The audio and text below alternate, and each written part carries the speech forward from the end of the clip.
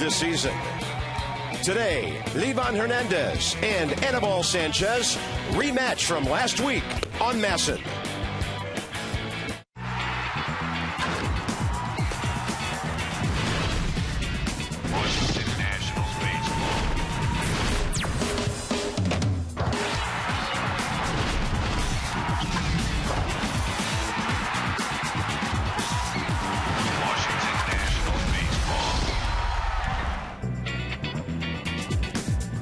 As Johnny Holiday said a half hour ago, beautiful day for a ball game here at Nationals Park. It's a salvage operation for the Nats trying to get a game of this three-game series against the Marlins, who've won 8 straight here. And so let's have a look at the season series. The Marlins lead 5-3. The Nats won a series there last weekend. 4 games very, very close, and 4 games in extra innings already. So who knows what's in store with the Fish and the Nats today. Bob and Ray, FP hopefully back with us tomorrow night, hopefully feeling better. Ray, you've been watching this whole thing all weekend. Now it's Jason Marquis' turn, and he's been pretty solid for the Nats this year. Well, he has 6 of 7 quality starts, 10 of 12 since he returned from the injury list last year. Actually, Bob, he has thrown 68% ground balls, which is better than the 62% he has thrown his entire career. So he's keeping the ball down, throwing the slider very crisply on the outside part of the plate, sometimes backdooring it. But the thing that he does time after time is he's keeping the ball down. With the ball down, they're not able to get the good part of the battle of the baseball, and he's been able to go deep in the game, averaging 6 2/3 innings per outing. He had that complete game the other day, and if you look at last season's first 7 starts and this year, quite a difference. Yeah, he was not healthy at this time last year. We all know that now. He is healthy and pitching very, very well for the Nats. You play 72 games in your division with the current schedule set up. You got to beat these teams at home because Florida seems to own the Nats right here. How important are these divisional games? They're huge. It's like a 2-game swing. When you beat a ball club, if it goes into the loss column, it's a 2-game swing. Today will be a 2-game swing, and you have to be able to start making these teams think that you can beat them.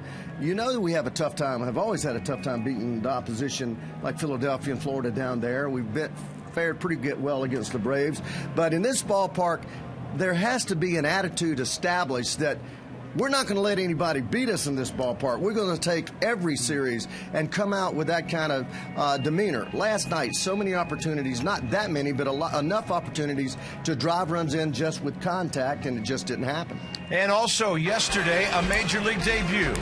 25 years old out of New Jersey. Cole Kimball hadn't pitched in about 4 or 5 days, and Jim Riggleman wanted to get him into a game. What did he do? Major league debut, a strikeout, a 0 on the board. Well done. Welcome to the big leagues, Cole Kimball.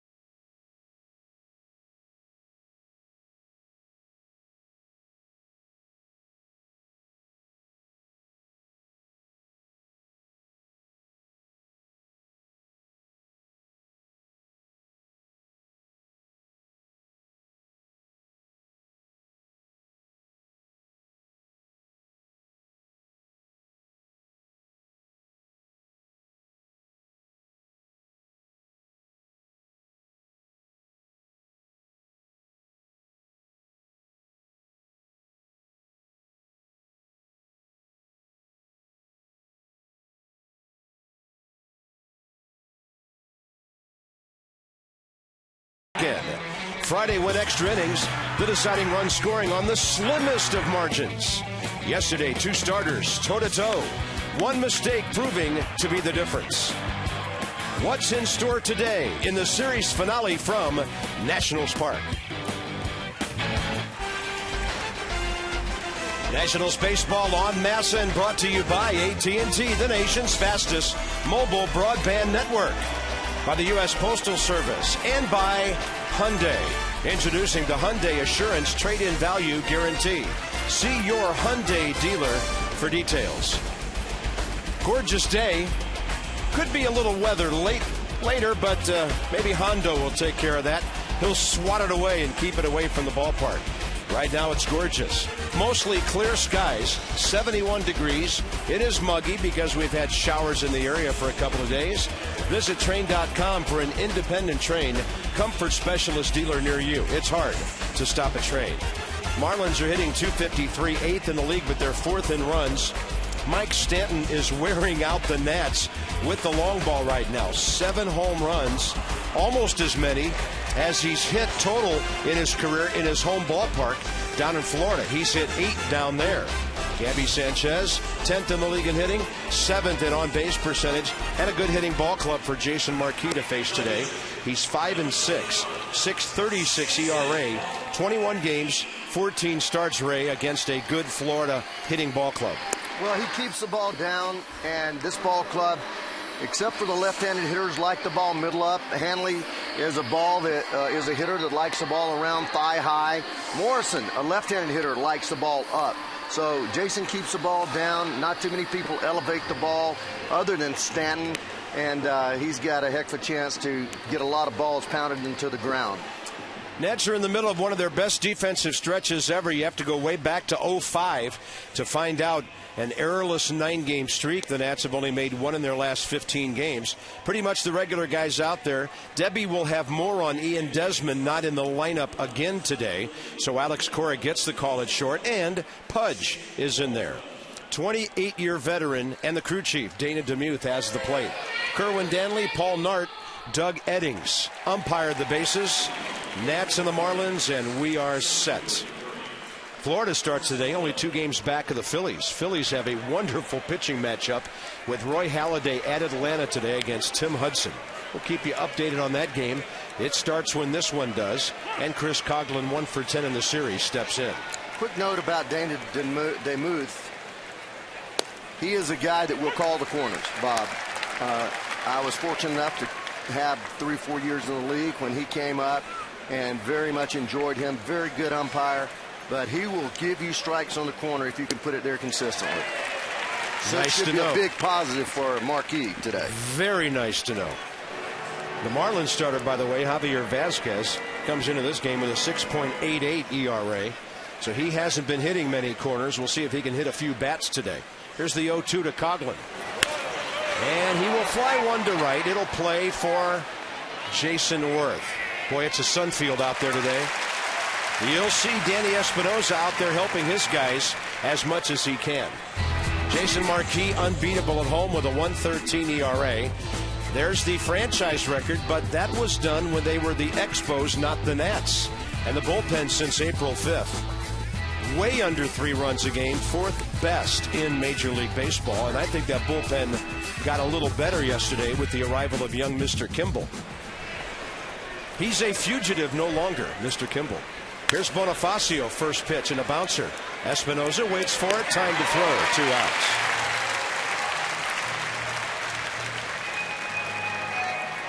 It'll be Hanley Ramirez with the bases empty. Nothing speeds up a game for a pitcher more than having an umpire that he feels that are that's going to call the strikes. Because when he feels that, he just wants to get that ball and get it back headed toward that plate somewhere. Hanley Ramirez, after 2 quick outs, he's walking to home plate like he's going to the electric chair here. He is really slow. You know, some guys will stall and make the inning a little longer, and some guys won't. He's going to do that. See if he takes a pitch or 2. Fastball right in there. In this series, Hanley's 2 for 8 with a walk. Batting .219, and he's hitting .400 against Jason, 8 for 20 with a solo home run. Coming back inside. Perfect. He's going to call it too, boy. And this is what you call hitting the glove right here. He puts that glove right on the inside part of the plate and just misses it by a couple of inches, but right in there where he wanted it. Never a bad thing to move that glove down to catch it. No, it's not. That's a great point, Clark. And Ramirez stepping out, getting back in. Nats fans are clapping. They're ready for a quick top of the first if Marquis can get it.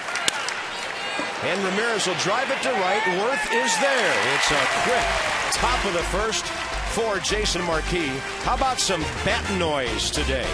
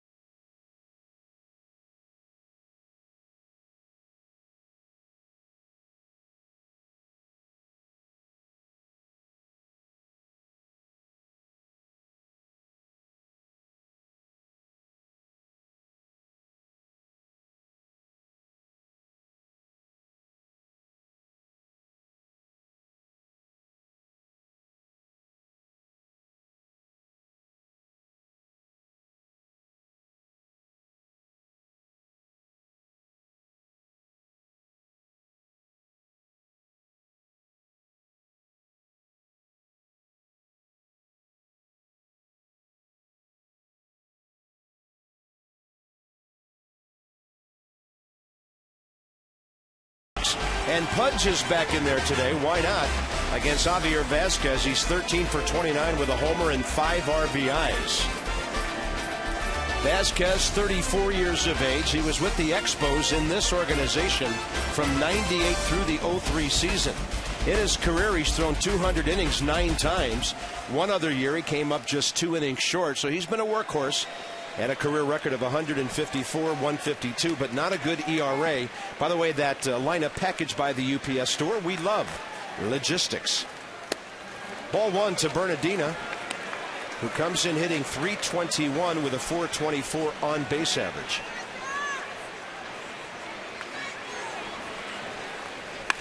He's going to drag another bunt. Coughlin gets there with the bare hand. Oh, yeah. And that forces a wide throw. I'm sure they'll give him a base hit. And Roger Bernardina, for the 3rd time, using that bunt as an early game weapon. You're not kidding, especially Dobbs, not known for his defense, got the ball far enough down the line, would have been bang, bang anyway, but anytime you create that angle sharply toward that third baseline makes it that much more difficult for the throw to be made. He's flying. He looks like to me he's running as well as he did before he broke his ankle back in, what, 2008? Yeah.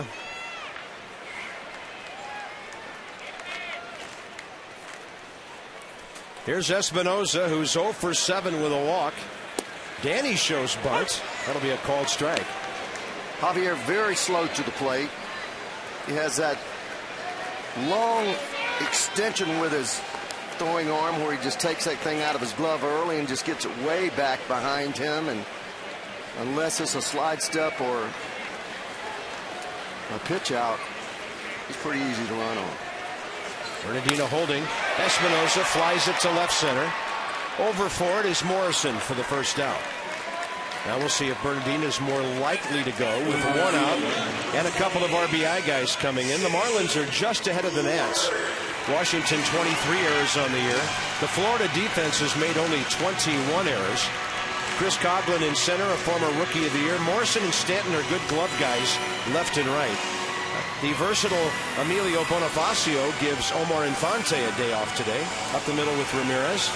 Ray talked about Dobbs, Gabby Sanchez, and today Brett Hayes, their backup catcher, gives John Buck the day off. Worth 1 for 6 in the series with 4 strikeouts and 3 walks.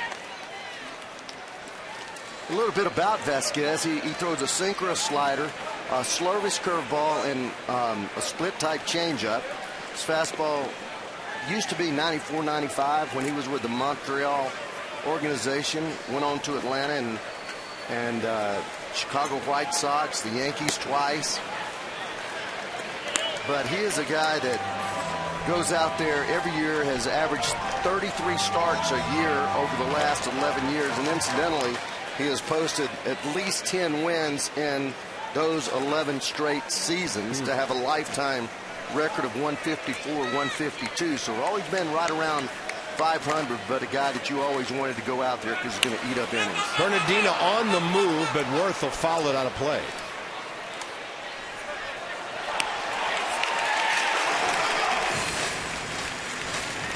Good fielding crowd showing up today. A lot of little leaguers in the ballpark today. It was really nice seeing them out on the sidewalk this morning, lining up, and they got to parade around the field in all their uniforms. Maryland, D.C., Northern Virginia, very well represented here today by our future major leaguers.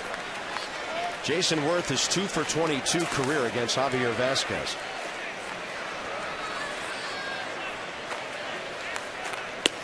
Big, slow, almost leave-on type breaking ball way outside. Nationals start the day with a 3-game losing streak. All close games, 18 and 21. Have to win today to keep the home record above the 500 mark. And against the East, the Nationals are 10 and 16.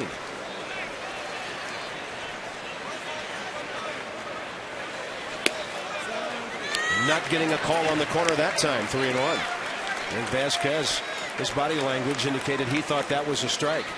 Yeah, that pitch normally gets rung up, but it's just far enough off the plate that Danny DeMuth does not call it a strike, and it was good 2-3 inches away. But Javier has not thrown strikes this year. 22 base on balls, only 16 strikeout. And with Bernardino running, that's a foul. And that's in 35 innings. Ooh, that's bad when more walks than K's, huh? Yeah. And these umpires are aware of that. And Dana's not one of those guys that are just going to give you a strike. If you can throw that ball around the plate consistently, then he'll widen it a little bit. But he's not going to give you 2 baseballs off the plate. Vasquez signed as a free agent in December. Give them a real veteran presence on this staff. They're still pretty young, all these guys, but they're good. Sanchez, Josh Johnson, Ricky Nolasco. Here's something to file away for later.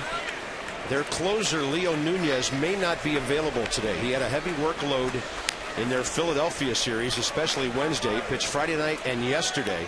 If the Nats can have a lead late, or even if they're trying to come from behind, that might help. With the runner going, that ball out towards shortstop, and Worth beats it out. Great hustle.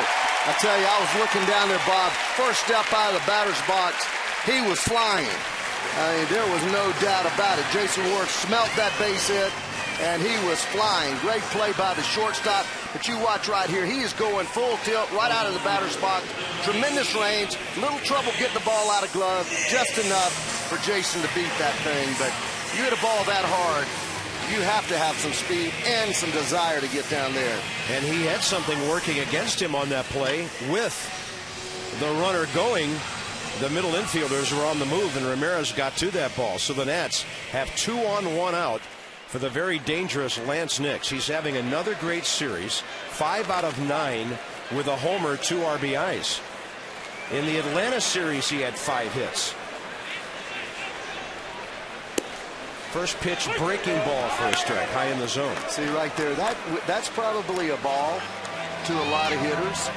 But Dana, and again, I love the way he calls balls and strikes, because of this right there, it'll make a game go, because hitters expect the umpire to call pitches strikes, and that ball right at the top of the strike zone. Nix will drive this one out to left center. That ball's going to drop. And coming around to score is Bernardino. 1-0 Nationals. And now Morrison kicks the ball all over the place. He throws it away, and the hitter goes to second base. They're going to have to give Lance Morrison 2 errors on that play. His bobble allowed Worth to go to third. His throw allowed Nix to go to second. It will be an RBI for Lance Nix. The old merry-go-round, Bobby. That was wild. Yeah, you get these guys circling the bases and balls getting thrown everywhere. Check this out. I mean, he misses third base by about 12 feet. Ball caroms. And Nix just trails on into second base. Yeah, there's the first error. Right there. Whoop, whoop. And then he hits it backwards. They've got to give him 2 errors on that. Because the hitter, Nix, was not going to second until he threw the ball away. They've got 1 on the board for now, and the Nats lead 1-0. And a great spot for Adam LaRoche with 1 out and runners at second and third. Yeah, I agree with you. The bobble allows Worth to go to third, so that should be 1 error. And then when he makes the throw, Nix trails, and that should be 2 errors. On the corner to Adam LaRoche. 3 base hits already. Nats had 4 all day yesterday. Infield back. Any kind of ground ball contact is a run. Saw an interesting stat today that Florida hits the ball on the ground over 61% of the time. That's one of the reasons they're 4th in the league in runs. They don't hit a lot of easy fly ball outs. So in a situation like this, you're looking for a grounder somewhere beyond the pitcher for an RBI. If it goes through, that's great. LaRoche will take one off speed outside, 3-1. He doesn't want to fool with LaRoche with first base open. Well, he's not running. Excuse me. Hey, he can work with Pudge, who has 13 hits against him. That's right. That's right. But at least it sets up a double play situation with 1 out. By the way that he's pitching, he's throwing nothing but off-speed pitching. So it just looks like to me that he doesn't want to throw him a strike. But with his inability to throw strikes this year, who knows? That's ball 4, and the bases are loaded. Good at bat by Adam LaRoche, who now has walked 23 times, and that's the 4th most in the National League. Needless to say, a big spot for Pudge against a pitcher he knows very well from the American League.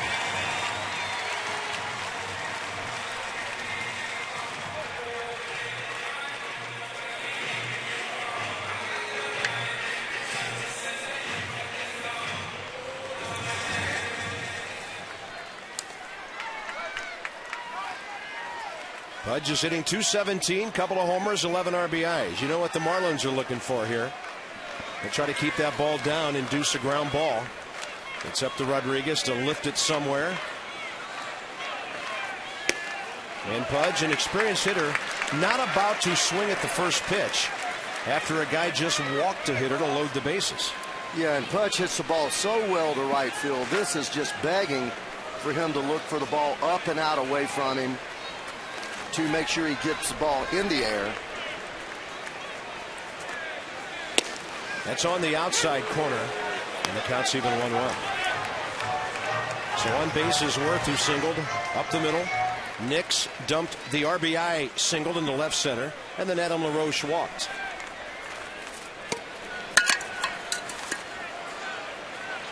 Bernardina's already scored, and Pudge will foul it off to the right. I expect Pudge, the way that he hits and the way that he approaches the ball, to totally eliminate the left side here. That means let the ball get back to him deep so that he can see the ball, so he doesn't chase anything down, and try to use the right side of the infield, which is much more difficult to turn a double play that way with the second baseman going toward first base. Try to hit the ball in the outfield. Now the pitcher's probably going to try to pinch him inside. No, he threw that right down the middle. Obviously a mistake. Right now, Javier Vazquez is giving up the 3rd highest slugging percentage in baseball this year. Behind 2 Arizona pitchers, Armando Galarraga and Barry Enright. Vazquez giving up a slugging percentage of .518 to the teams he's facing. Pudge stays with that breaking ball. That's a good swing and a good battle to stay alive. Very tough pitch to do anything with, but because his mindset is away, he takes a ball on the outside part of the plate going away from him and is able to spoil it. Two bad things happen, Ray. If you try to pull that one, you either strike out or hit a ground ball to a left side infield. Yes, sir.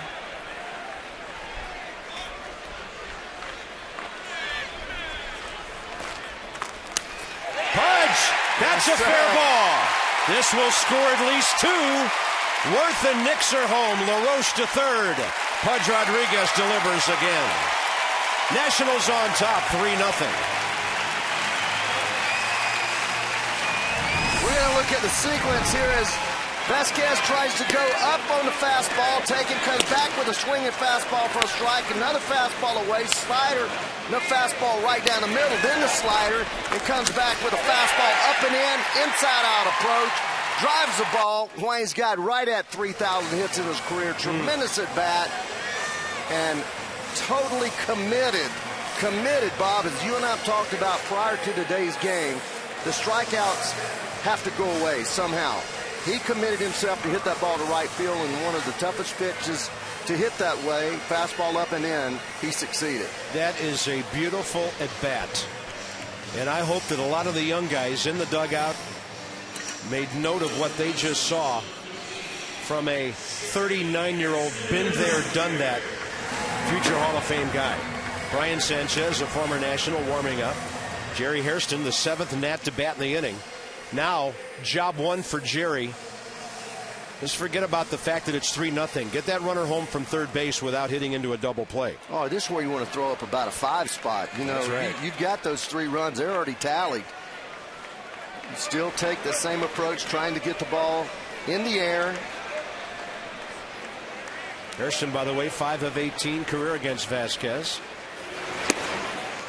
And I like the fact the Nats are not going up swinging at first pitches here with men on base. They're getting a good look at this guy first time around. Those 5 hits, 1's a homer, 2 RBIs for Hairston against Vasquez.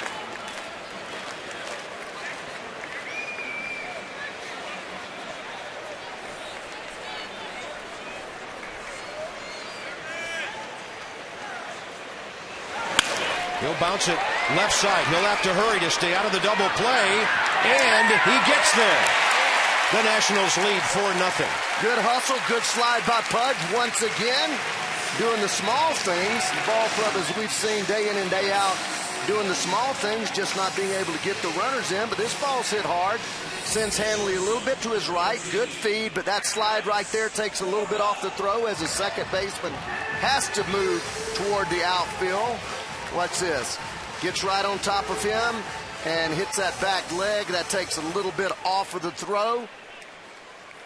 And evidently Emilio likes to blow bubbles while he's turning a double play. Did you see that? I did.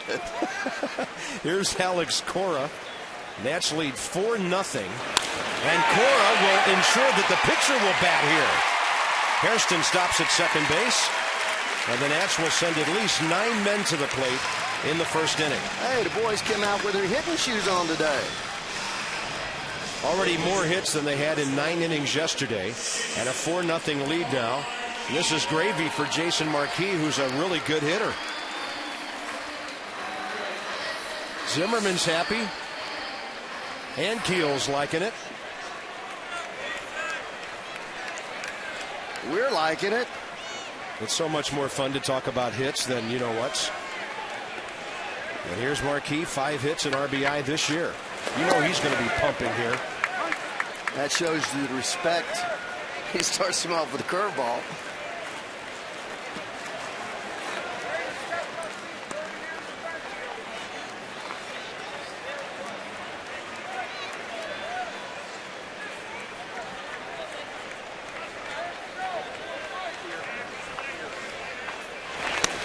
That's ball 2, and this is a hitter. Everybody knows this.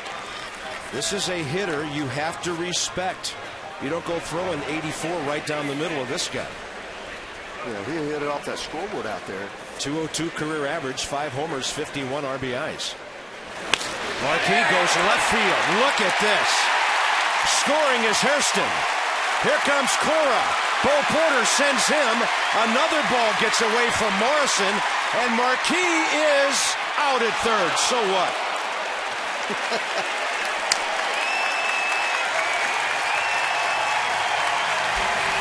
Even on the third out, the Nats get a hit. How about that first inning? Count them, folks. 6 runs.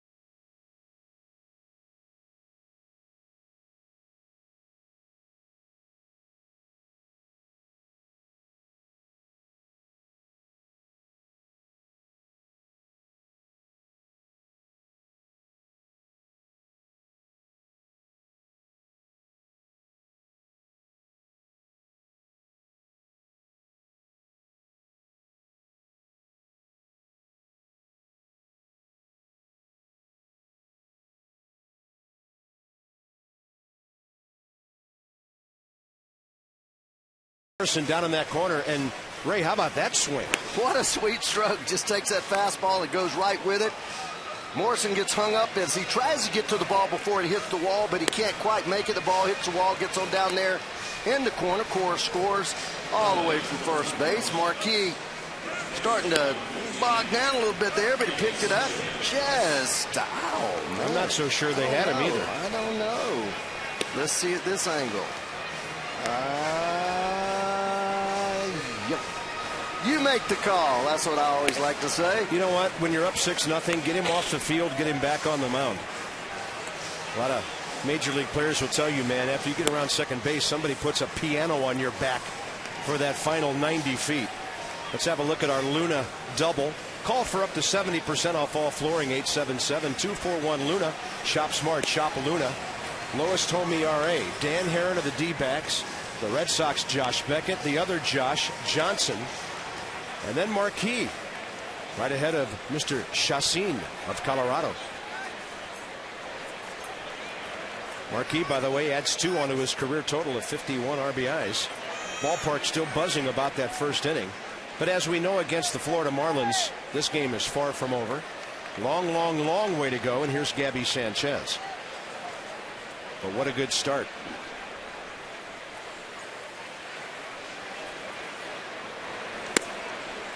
Nationals scored 6 runs and didn't strand any runners. Sanchez hitting .344 on the road this year. 6th best of any hitter in the National League. He'll get jammed over to the left side for Hairston. Jerry throws it up and away. Had plenty of time to get squared up there. We'll see how they score that one. You would think that will end the Nationals' errorless streak. Yeah, that's got to be an error. Got a little nonchalant right there. When you catch that ball, you get your weight on that right side as quickly as you can, and then get the throw on the way. And if it is errant, first baseman will have a chance to make a play. When you do that little pirouette and then pop the ball in your glove, that gives it about a second, and that's a good 4 or 5 steps for a runner. Morrison is next. And Marquis misses low and away. Early in his career, Jason Marquis would get pretty upset on the mound when things like that happened behind him. He was very excitable in his young days in Atlanta and St. Louis. He's really matured greatly, 32 years of age.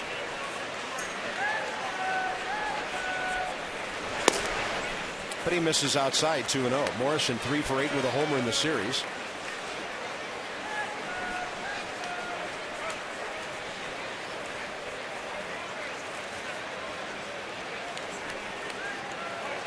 This Florida ball club tough enough when you only give them 3 outs.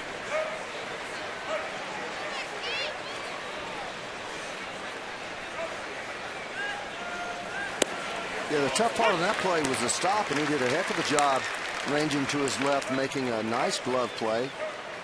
But once you get that ball in your possession, then it's just a matter of using those quick feet. Feet are just as important, or maybe more important, than hands, because without your feet being in position and being very active, it's tough to field the ball softly with your hands as well as throw the ball accurately. Comes back and gets a couple of strikes, does Marquis. Just look at this play here as he gets there fully extended, but when he makes his turn, see how he just kind of eases around and then ends up dropping down on the throw. You know, you want to make that play by spinning quickly, as quickly as you can, to get yourself on that right foot to make everything line up and make a solid throw. 2-2 pitch. That ball is hammered to right center. Bernardina can only watch it as it bangs off the wall. He'll get it back in quickly. Runners at second and third. Logan Morrison almost hitting one out of here. Only thing that kept that in was the height of the wall at that point in right center. Yeah, he gets a fastball up. That ball's belt high, not your vintage Jason Marquis fastball, as he got the fastball around the belt. And talked about Morrison being a high ball hitter, which is not that common amongst left-handed hitters, but he can certainly whack one. Adam LaRoche pays a visit to the mound to just let his pitcher know he's got friends out there. And here's the ever dangerous Mike Stanton, 2 for 8, both unbelievable home runs in this series. A low laser to left, and then that absolute bomb out to left center yesterday.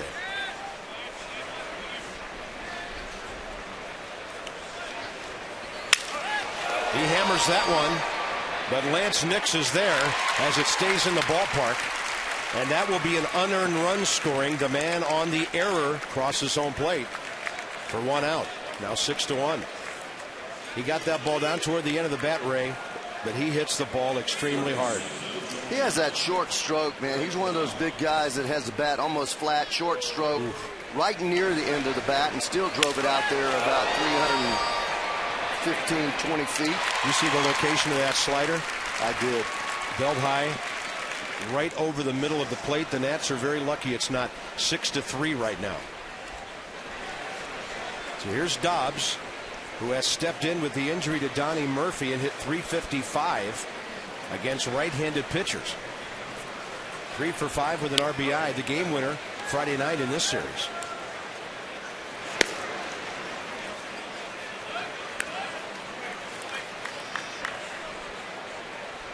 Don't know if Marquis got a little gassed from that run around the bases. Not nearly as sharp as he was first inning.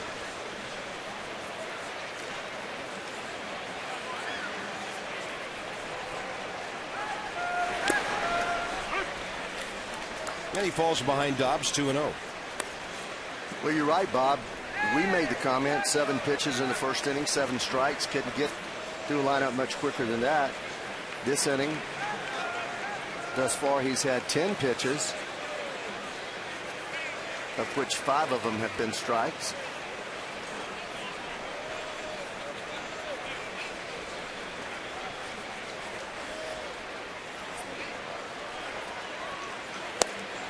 He's going to get the call on the corner from Dana DeMuth. And the count 2-1. Fell behind Stanton 2-0. Catcher Brett Hayes. He's only played in 7 games, and he's 7 for 17. This Florida ball club is just a hitting club.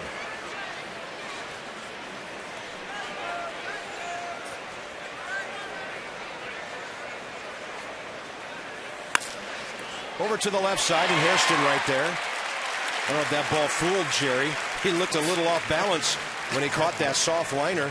And Ray, sometimes on these sunny day games, even on the infield, the ball can be tough to pick up. Especially from a hitter, a left-handed hitter, because a lot of times those inside-out swings comes right out of the hitter's jersey.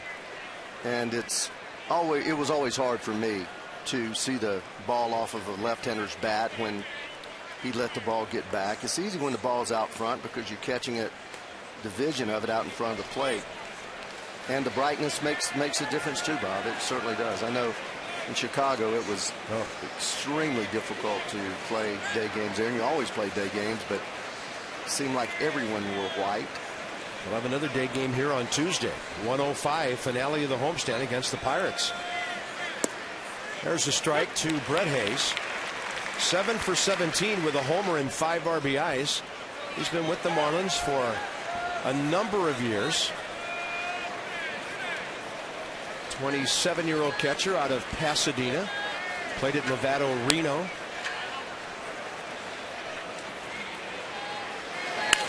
He'll get fisted. And now the error is going to cost the Nats 2 runs.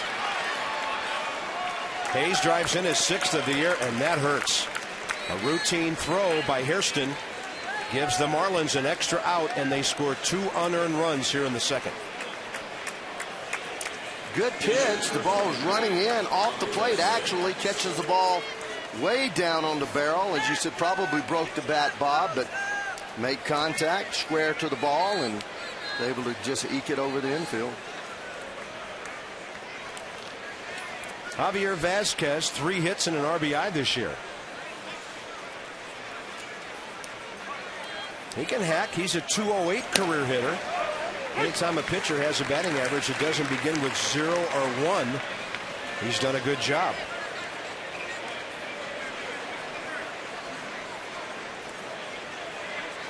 Well, this has quieted down the exuberant first inning crowd.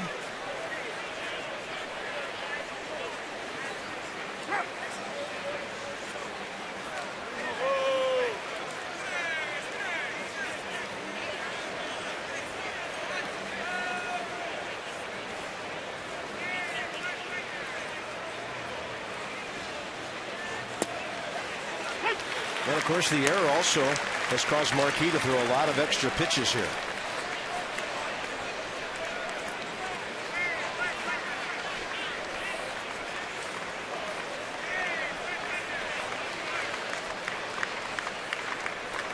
Oh, 2 goes with the breaking ball, low and away. There's Coughlin. You'd like to see him leading off the 3rd.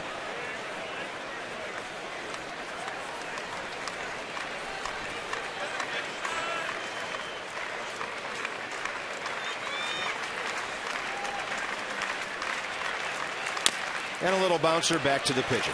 I think all of us would have been happy with a 4-run lead after an inning and a half. And that's what the Nats have. And guess who's leading off again?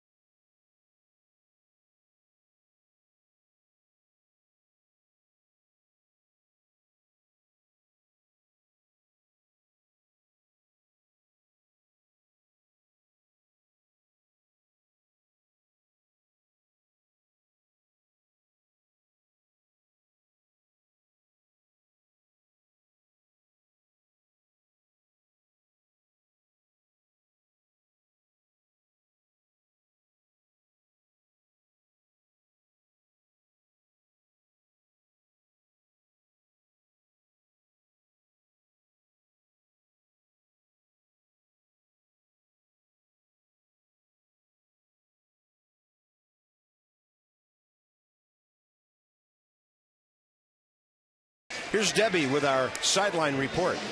Well, Bob, National shortstop Ian Desmond is not in the starting lineup again today, but he did tell me he feels better today. Jim Riggleman telling me that he will be in the starting lineup tomorrow, and he is available to come off the bench. He, of course, told me that he tweaked something running to first base in the third inning on an RBI single off Chris Volstead on Friday night. So good news that he is available today and will be back in there tomorrow.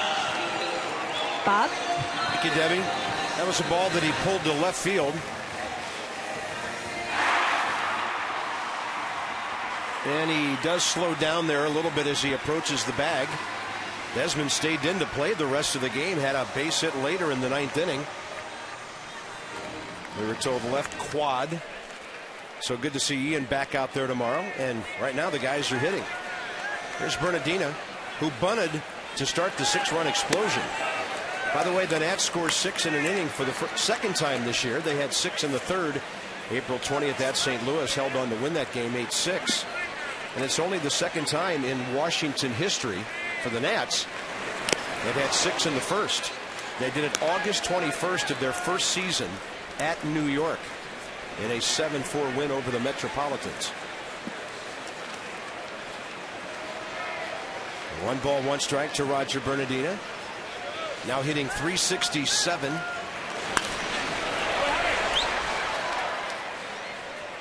Hey, did you see the catch he made the other night? Where have you been if you haven't? Ray, still hard to believe. It is. And every time I see it, I marvel at it. 1-2 from Vasquez, who had to throw 29 pitches in the first inning. And again, Bernardina is not biting on that breaking ball in the dirt that really sort of victimized him when we saw him in spring training.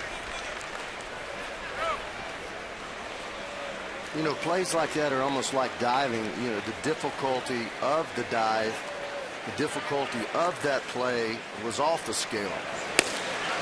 High fastball strikes him out. That's only Bernardina's 5th strikeout in the last 10 ball games. Tomorrow, the dollar tickets for the 7:05 game against the Pirates on Dollar Monday are sold out. But how about dollar hot dogs, peanuts, popcorn, and parking? Check the website, nationals.com, for where you can park for $1. And then $2 Ticket Tuesday special starting time 1:05. Select seating available while supplies last. Some restrictions apply. John Lennon, Paul Mahallam tomorrow night. Mahallam. Yep.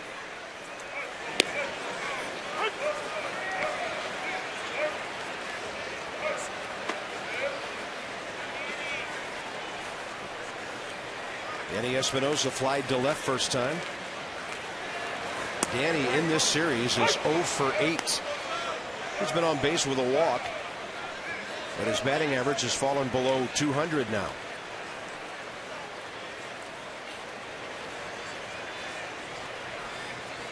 We're going to jam him here. They got it in there. Inside out swing, left field line. And getting there in plenty of time is Morrison, 2 outs. That'll bring up Jason Worth.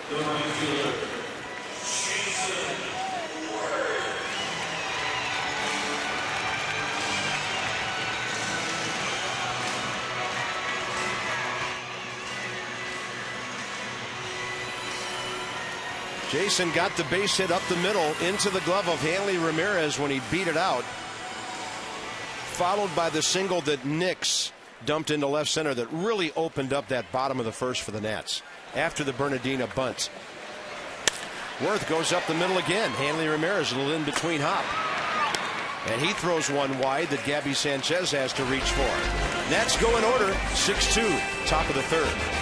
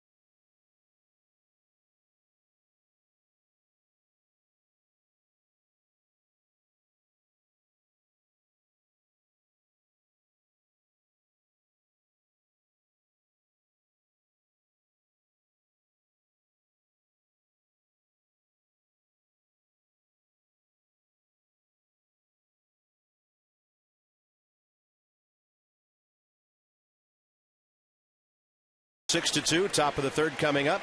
Switch to FiOS, a network ahead. To learn more, visit Verizon.com/getFiOS. 30 years ago, Len Barker, the 11th perfect game in Major League history, took care of the Blue Jays at spacious Municipal Stadium in Cleveland. That was the first time in 13 years, and Catfish Hunter had thrown one in 68. And by the way, since then, in 30 years, there have been 9 more, for a total of 20 all time. The perfect game. Chris Coghlan, Emilio Bonifacio, and Hanley Ramirez, top of the third. Nats appeal, no swing, says Doug Eddings at third base. 1 ball, 1 strike. Coghlan popped up to right field, first time up. Marquis mowed down these 3 hitters on 7 pitches back in the first. That ball crossing the plate to the inside corner. 1-2. Coghlan in this series 1 for 11. He was 2 for 10. Actually 1 for 12 in the series in Florida last weekend. They bumped him out of the leadoff spot on Sunday and put Bonifacio up there on the day Anibal Sanchez was just about perfect.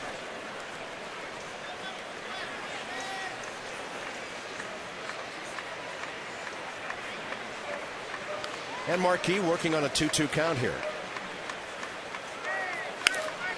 Looked like he floated a changeup up and away.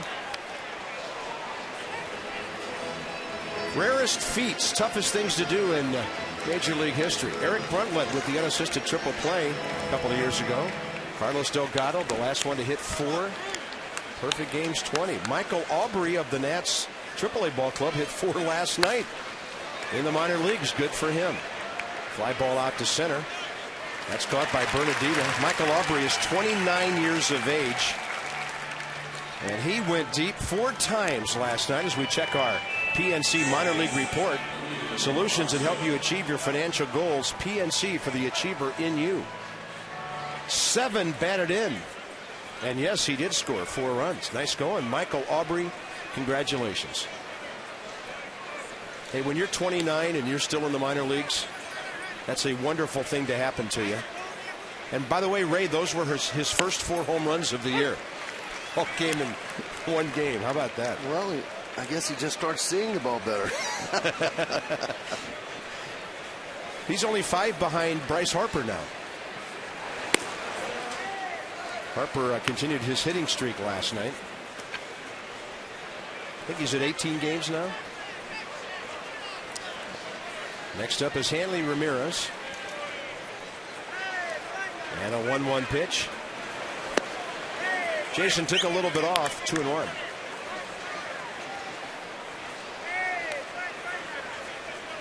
As you would expect, Halladay and Hudson are scoreless in Atlanta. Phillies batting top of the third. Mets just underway at Houston. They're playing good baseball. Although they had their 3-game winning streak broken by the Astros last night. So in the division, Marlins 2 back of the Phils, Braves 4.5. Nats, Mets 7.5 out. Marquis doesn't walk guys too often, and he misses with the sinker. Putting a man aboard for Hanley Ramirez and the meat of their lineup coming up. That is a hitter you really just cannot afford to walk. Somehow Bonifacio has walked 11 times this year, and I think the Nats are responsible for about 4 or 5 of those. Be courteous, only come down the aisle in between batters, okay? That's what our fans were doing there.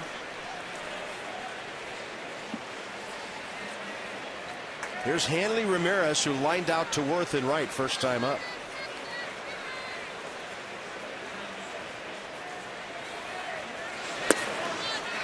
Jason trying to be a little too fine right now. By what I mean by that, throwing the ball to perfect spots. You don't have to make perfect pitches. You just have to make good pitches to the edges of the plate. The last 3 pitches to Bonifacio weren't even close. Yeah, and that's a guy who has no power. You can challenge him. He's at first base. Good lead. Probably not running 4 runs down with an RBI guy in the batter's box and another one on deck. Good slider here. Stays on top of it. Nice break right to the corner of that quadrant. Not too many people going to do much with that pitch. Not swinging one-handed, they're not. Hanley's hand came flying off the bat there.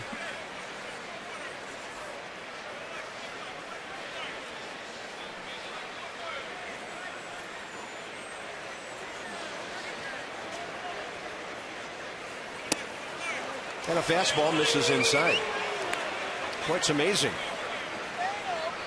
If Jason Marquis had stayed at second base in that inning, kept things going, not exerted himself, who knows what might happen? We'll never know, but he sure hasn't been the same since that trip around the bases.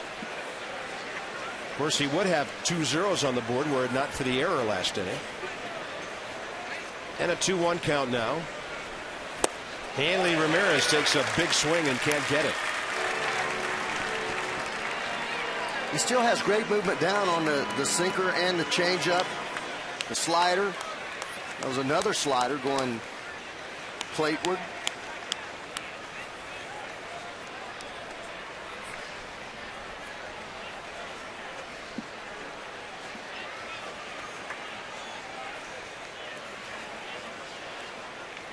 Two pitch. Runner going. And a foul.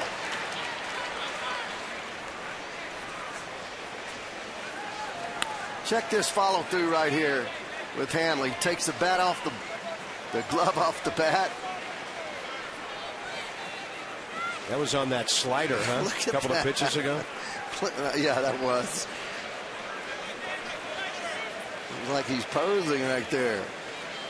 Not him. Come on, Ray. He wouldn't pose. It was last week in Florida. It was a portrait gallery. Yes. All weekend. Well, Jason threw him 2 sliders, and then he tried to pound him inside with a fastball. Just nicked those 2. See where he goes with this pitch. 2-2, target away by Pudge. Runner holding. Oh, that's a strike. That's he just missing. That's a strike. Dana just missed that one. That's the first pitch that I think that he's missed. I don't think you're going to see this ball low. Look at this thing right there, bottom of the strike zone, plenty of plate.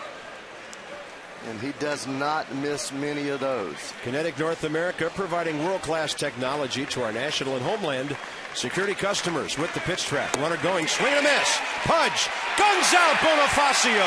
Wow. Strike him out, throw him out. And Danny Espinosa sticking his nose right in there too. Pudge is amazing. 5 out of 12 caught stealing now.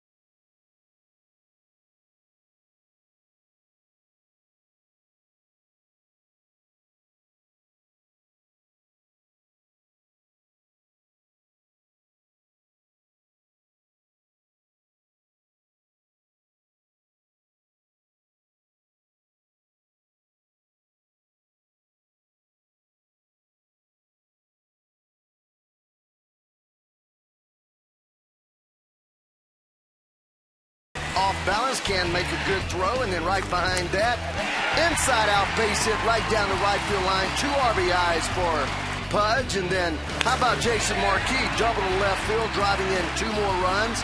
6 runs in that first inning, 6 hits, puts the Nats up. More offense than I've seen in a week. We like it. Bottom of the third, Nix, LaRoche, and Pudge.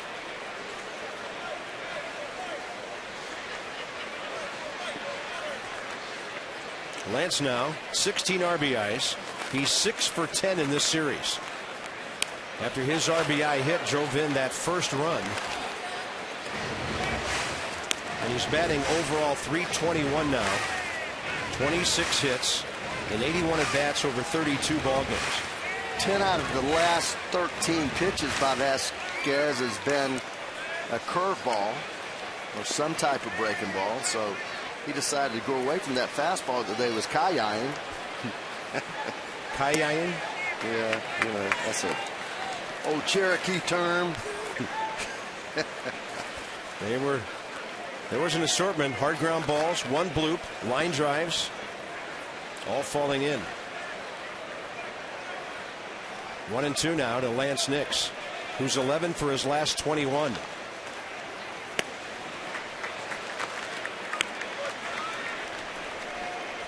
Going to be tough to keep him out of the lineup when Rick Ankiel comes back.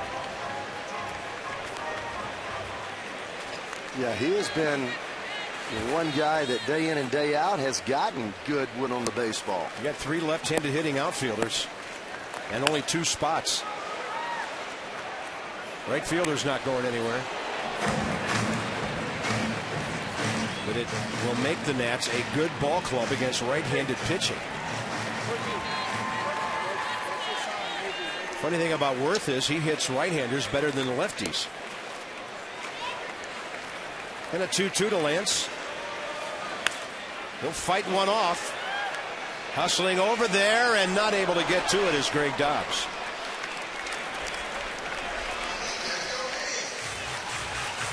That's something that you're seeing with Lance the more and more he plays.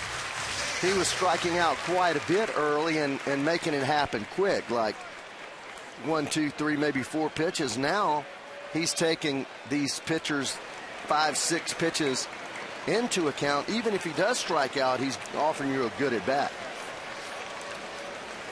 2 balls, 2 strikes, target outer half. And he will pop this one up out behind short. Hanley Ramirez battling the sun, using his glove as a shade perfectly. Grand Slam flex plan. Nats will be back home after a lengthy trip to New York, Baltimore, and Milwaukee. Come out and see us here at the ballpark. Or even get it started for the Pittsburgh series. Pick 4 games, get a 5th one free. Nationals.com/Grand Slam. Ticket plans start at $60. Here's Adam LaRoche, whose walk loaded the bases in that 6-run first inning.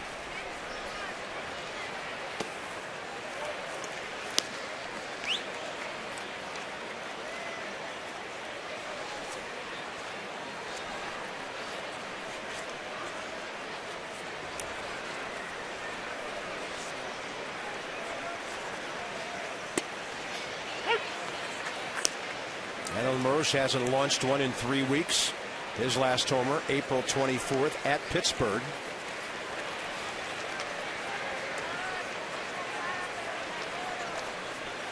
That Pirate Ball Club's at Milwaukee today. They have the same record as the Nats, 18-21. They're hanging in there in the Central, just 4 games back of Cincinnati.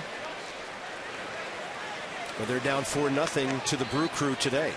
They'll be here tomorrow.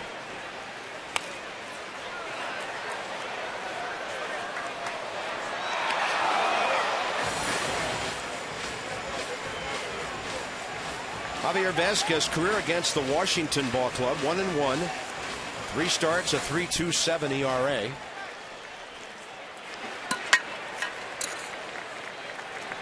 .50 pitches, and he has registered 7 outs. And LaRoche is hanging tough. Well, you look at Adam's stats, and he's averaged about 37 doubles since 2005. And his average right at 25 homers, with the big year being 32 in Atlanta, home run wise, but 25 the last 3 years. So you got to figure he's going to get hot.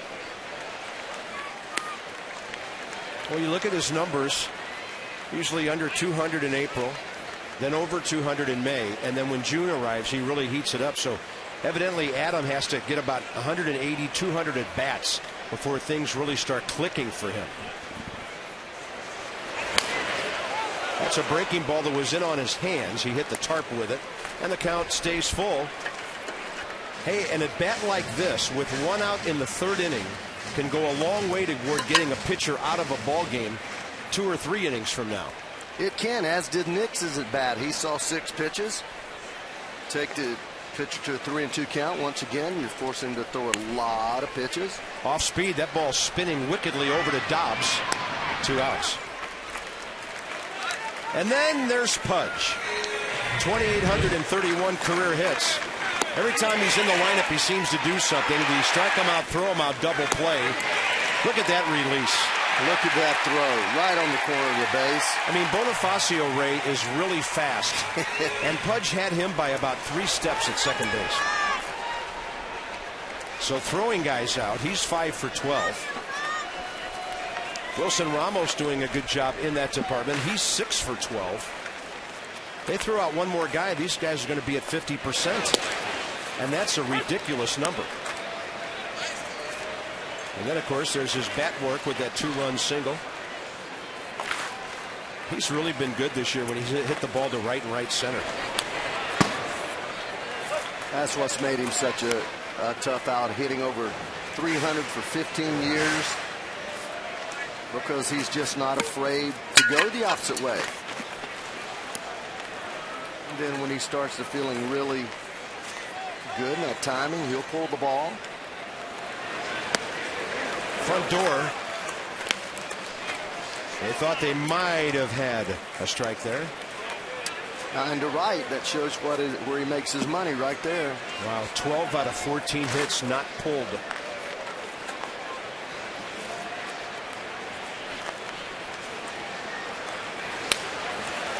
And it also gives him the opportunity to make at bats last longer. Remember the pitches he fouled off before that line drive single last time up. All you great hitters, all you great average hitters, even the home run hitters that had the quick bats were people that did not try to roar out there and get the bat barrel out front and try to pull the ball down the left field line. It's always been the hitters that have let the ball get back to them, very patient. Going back to Gwen, Boggs, Pujols does it. George Brett, the hitters of my era, Pete Rose, when I start off early in my career with him, these guys, they just let the ball get back to them, use their hands, had great balance. Look at this. Nobody on base this inning, and the Nats are going to make Vasquez throw more than 20 pitches. Well, as you said, that's what wears the pitcher down and causes his stuff to be a little more flat. Lose a little bit of velocity on the fastball and certainly lose location. Because after a while, when a guy fouls off 3, 4, 5 pitches, you start to wonder out there, where do I go with this guy? I want to make him put the ball in the play. Where do I go with this guy? And you get him thinking. And look at this. He's worked it to 3-2 now.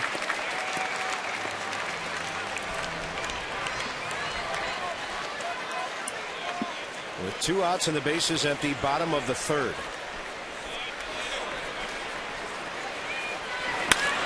Pudge hits it to the other side. That's as long as a pitcher will ever have to work for a 1-2-3 inning. Early innings over here on a beautiful day in D.C. The Nats on top of the Marlins, 6-2.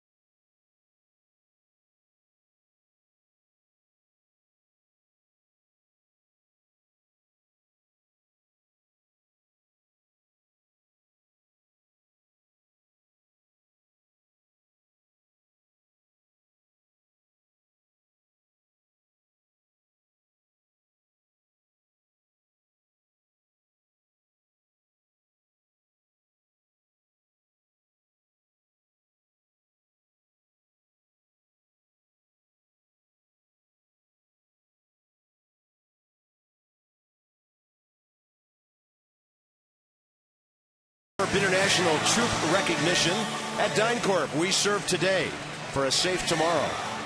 Always great to see our wounded warriors here at the ballpark, folks waving their caps in recognition to our troops. It's a daily part of life here in our nation's capital at Nationals Park, and we would not want to do without it.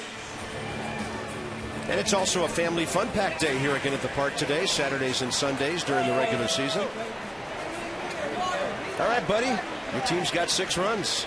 Let's see if your pitcher, Jason Marquis, can hold down Sanchez, Morrison, and Stanton.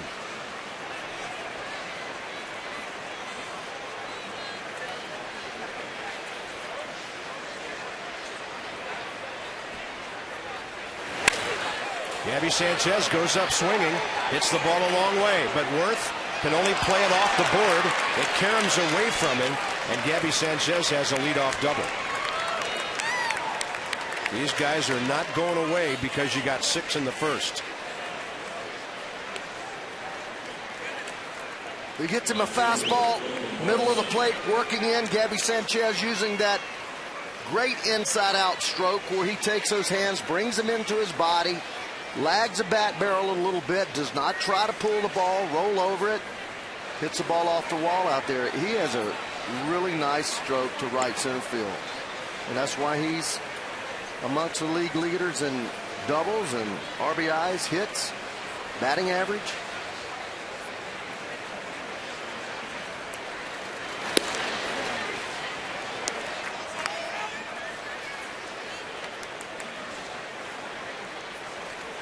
The one pitfall you have in a ballpark when a scoreboard is part of the right or the outfield wall is there's some fence material in front of it to protect it, and you never know which way the ball's going to go off that wall. It's not like it's bouncing off a flat surface. And we've seen a couple of those get away from Jason Worth because you simply cannot predict where the ball's going to hit on that grid. And in that case, Ray, it kicked back to his right behind him. Right, and it makes it very difficult for a right fielder to be really aggressive because that stuff is not soft out there. Yeah. So you're not going to see too many players go up against and make those plays, and then but they have to track the ball to the wall.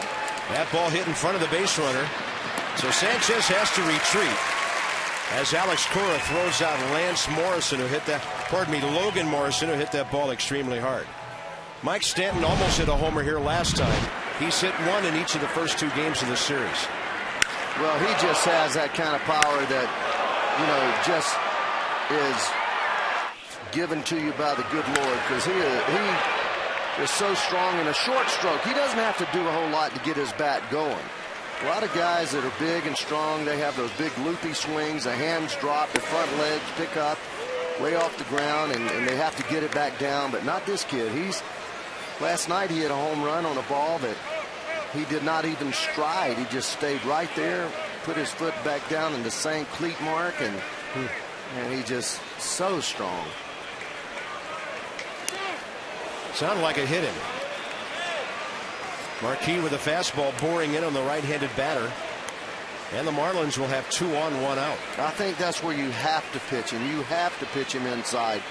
You must make him aware of that ball inside. Make him somehow start trying to leak and pull off the ball. He does have a problem with the sliders, as most good hitters do. But Ray, you have to set it up with something, don't you? You do have to set it up. You have to set it up with something. But I like if I'm going to pitch a guy inside, I like to start him off inside. Not necessarily off of his elbow, but make him move his feet a little bit.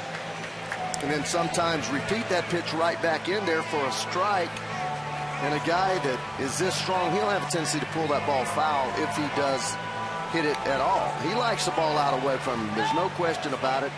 Even though he can take the ball on the outside part of the plate and pull it to the left center field bleachers, you know, he has all that reach, and you must either throw him down and away with breaking balls or pound him right up under his fist with a fastball. So here's Dobbs, and Marquis gets a strike high in the zone out on the outside corner. Greg Dobbs lined out softly to Hairston at third, first time up. Real big inning right here now. I mean, you're talking about 1 out. You've got 2 runners on base. You have a 4-run lead. And this is the hitter that you must get out, that you want to get out, that you're working really hard to try to get a ground ball double play. So you've got to, just like a hitter in a crucial situation, this is where a pitcher has to dig just a tad deeper and not look for the next hitter. You got to get this man out. As you said, Hayes has not played a lot, but he puts the bat on the ball. Dobbs certainly a more dangerous hitter as far as power and extra base ability. And he will pop this one up into center. Roger Bernardina is under it, and that's a good second out for Jason Marquis. You better believe it. He'll take on Hayes now. Now he's looking at their 8th hitter, and he's hitting 8th for a reason. And then Vasquez. So just make pitches right here. Get out of this inning. Get in the dugout. Let your offense give you a little bit more breathing room.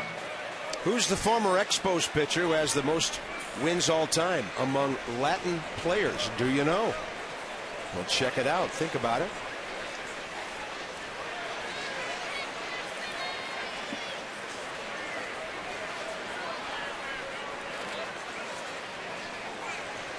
Hayes RBI single left field, first time up on a pitch that jammed him. So they go away this time, and Marquis misses outside.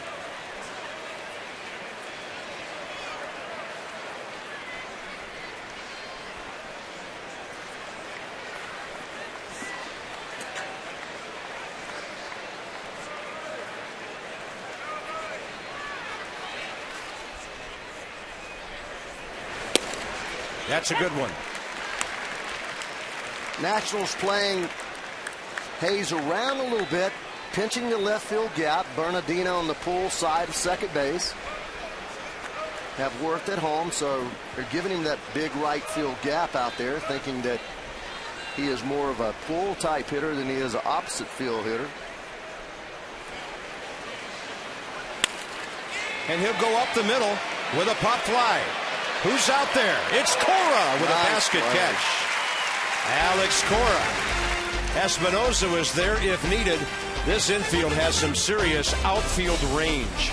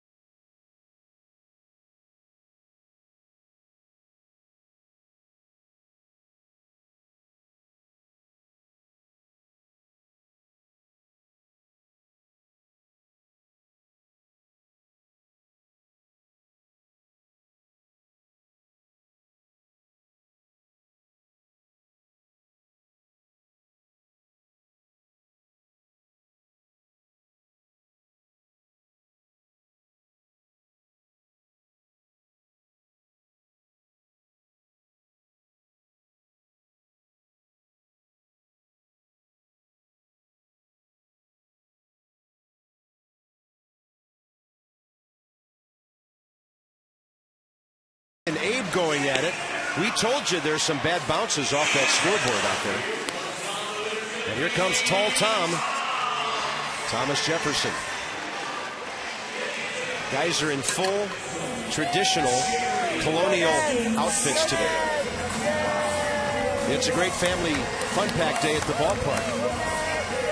A lot of kids here with the little leaguers. And it's just a great atmosphere on this Sunday afternoon, May 15th.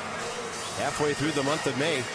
After today's game, we'll be about 4.5 innings short of the 1/4 point of the season. This is game number 40. Hairston, Cora, Marquis, bottom 4 against Vasquez, who throws his 64th pitch of the day. and gets a strike.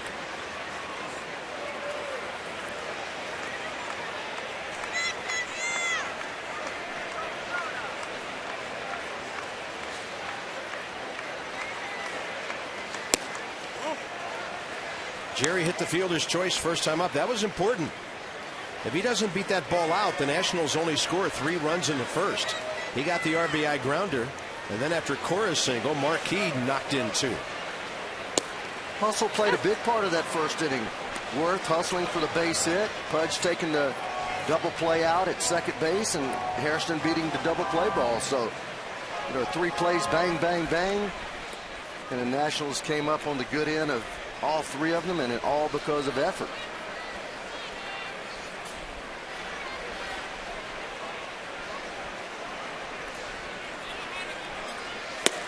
Hairston swings through one upstairs, and he strikes out. That's only the second National to strike out today. Well, let's look at our trivia fact about Latin players. Is it Pedro? No, it's El Presidente, Dennis Martinez. Nice.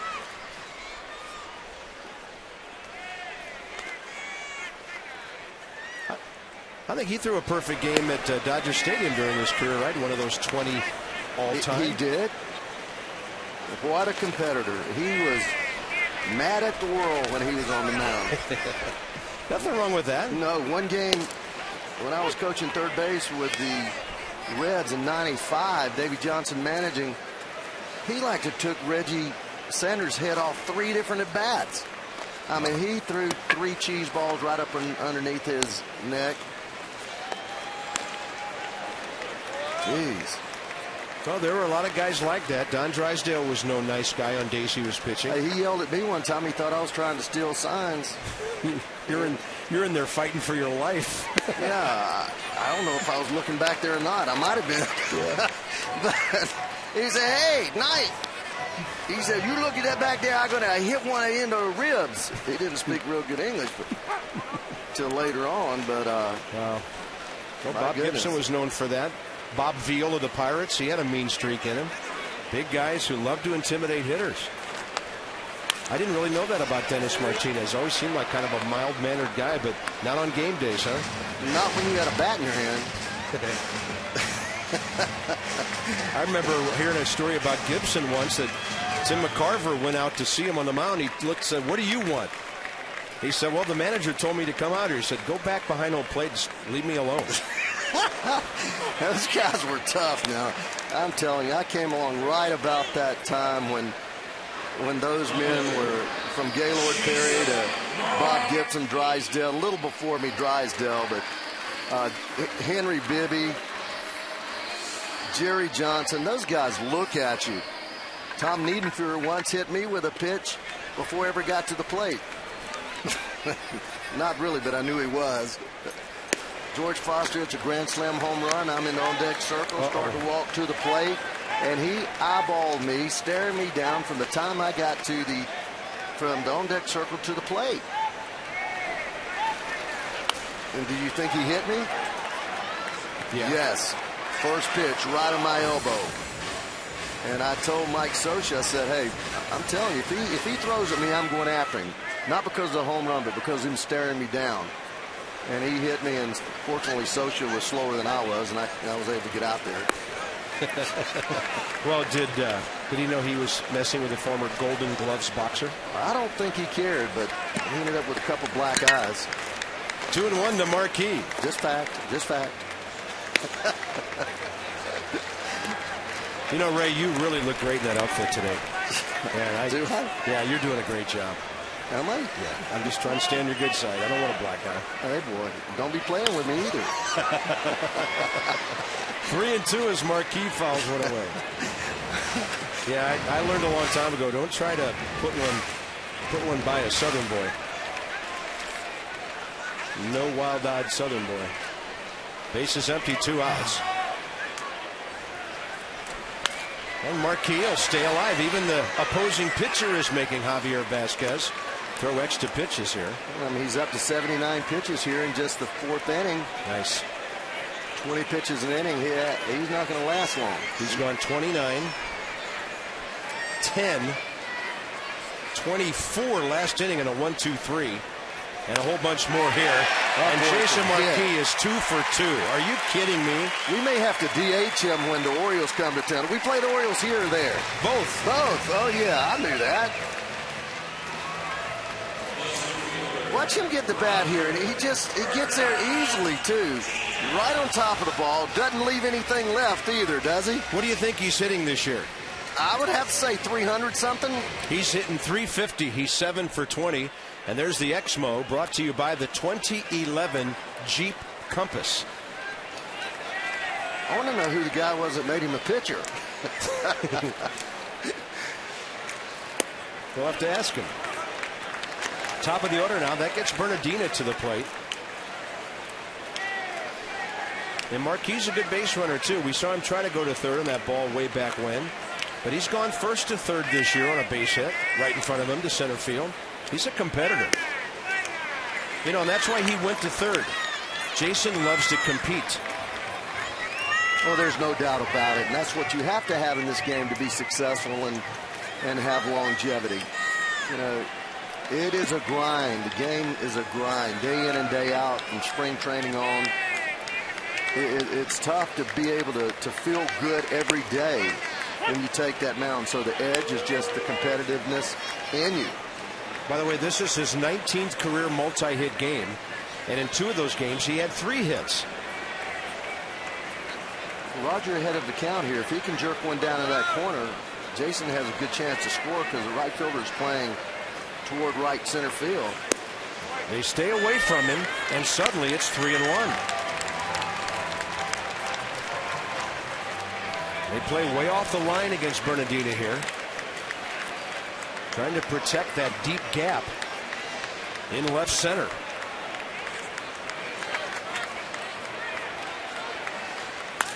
Roger will pop one off the end of the bat. It's near the left field line and unreachable by 3 different Marlins. Morrison, the outfielder, and then Dobbs and Ramirez, and Marquis was already standing near third base when that ball came down.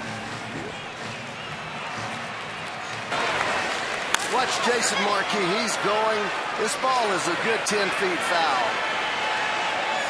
But Jason keeps on trucking all the way to third base. A little unnecessary right there, buddy. A little unnecessary hustle. You got to conserve a little bit of that energy. That's what. Ray, believe me, he's not listening. No, he's not listening. Hey. Nationals Park, bottom of the 4th. Washington 6 runs in the first inning. Marlins 2 unearned runs in the second. And a 6-2 Nationals lead. 3-2 to Roger. Runner going. Great at bat. And Bernardina's on base 2 more times today. He has 5 hits and 3 walks in this series. You know, to answer that, when you have a guy that has a makeup like Jason Marquis, he only has one attitude. Full time, all the time. Yeah. Randy St. Clair with a visit. And it'll be a chance for Danny Espinosa to bust out of something here. In this series, Danny is 0 for 9. He was 1 for 11 in the Atlanta series, but that 1 hit on Thursday night was a 2-run homer. So it's been all or nothing for Danny Espinosa lately. I've watched him enough now with his left-hand swing, Bob. He has a loop in his left-hand swing right at about the last 8 inches of his swing. The back barrel tends to go up, a little bit of loop. The ball that he hit to left field, if he's got a flatter swing trying to hit down and through the baseball a little bit more, he's going to start driving those balls the opposite way instead of hitting those lazy fly balls that way. But it's almost like his top hand drops and the bat barrel loops underneath the ball. So Danny is 1 for 20 since a single in his last at bat in Florida last Sunday. Big spot here, though. He's had a penchant for the 3-run homer this year. And that's slowing away. Off-speed pitch, 1 ball, 1 strike. And the Nationals just keep piling it on Vasquez here, who's now 2 pitches away from 90 in the 4th inning. And he leads off in the top of the fifth. So maybe. Yeah, well, he gives up an RBI hit here. I'm just saying, I don't think he's going to lead off anywhere.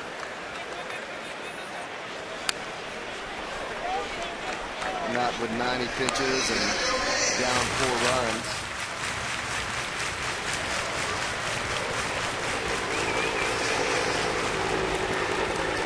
Nationals trying to salvage one of this series, break a 3-game losing streak, and get back to within 2 runs or 2 wins of 500. Jason Worth is maybe 30 feet from the hitter right here.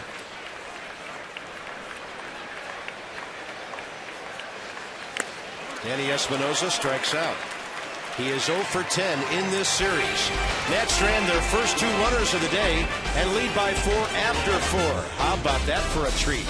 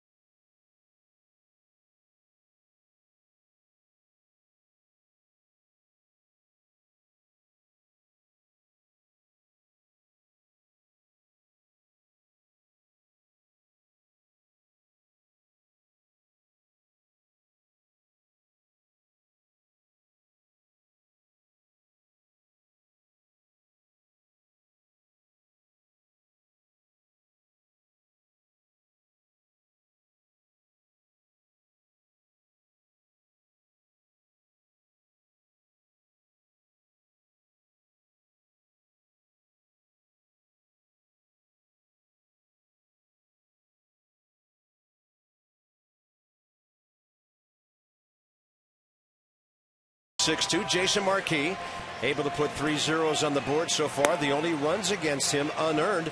So today it's a story of good pitching, but finally some pretty good offense to go with it. Good offense early. Right now sputtering a little bit, but a couple of guys getting on base. And hey, I like the fact that they're battling pitches, as you mentioned, Bob, getting deep enough in counts that you wear out that starting pitcher and have to get the bullpen pretty early. But good looking start by Jason Marquis as he's right around the plate. Only about 15 pitches per inning, so that should carry him through about 7 innings. I got to ask you, how much do you like Roger Bernardino leading off and what you're seeing from him right now? I love it. I mean, when you look at what we've had so far this year, this guy has moved in there with a lot of energy, thinking about bunting, thinking about getting on base, making contact. And he is a guy that really is a prototypical leadoff hitter. He's not afraid to take pitches. He makes a lot of contact. He can run. He can bunt. So I'm really enjoying watching him play, and I kind of feel like he's going to be in the lineup for quite a while. Ray Knight was right. Javier Vazquez does not lead off the top of the 5th. It's infielder Ozzie Martinez. And Marquis throws first pitch, low and away to him. Martinez 1 for 6. All of his at-bats at the big league level this year. Pinch hitting appearances. He's a 23-year-old rookie from California. Played at Porterville Community College out there and then taps one foul.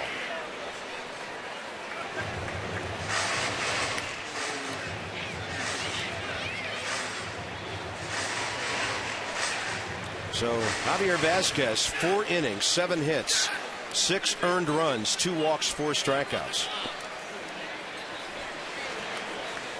90 pitches and 56 were strikes. So the Nats made him work long and hard for everything he accomplished today.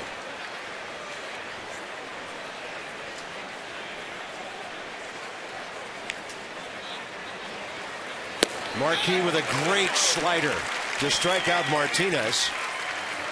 That is his first strikeout. It comes for the first out in the 5th inning. He's been averaging right around 14 pitches per inning. Good slider, young hitter, chasing a little bit of trash out of the strike zone. That's what your veteran pitchers know. Facing a young hitter, they have a tendency to expand their strike zone. So he throws it out there and he chases it. Top of the order now, Chris Coughlin.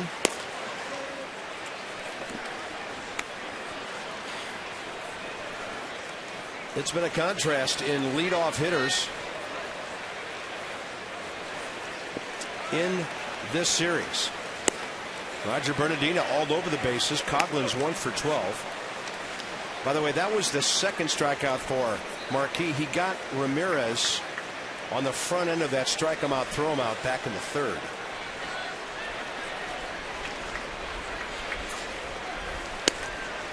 Yeah, now he's starting to pump those strikes again. Horton, I believe you were right. The energy did expended on that attempted triple. And then right behind that, an error, which also changes your mental approach just a little bit. Yeah, he could have had a scoreless inning.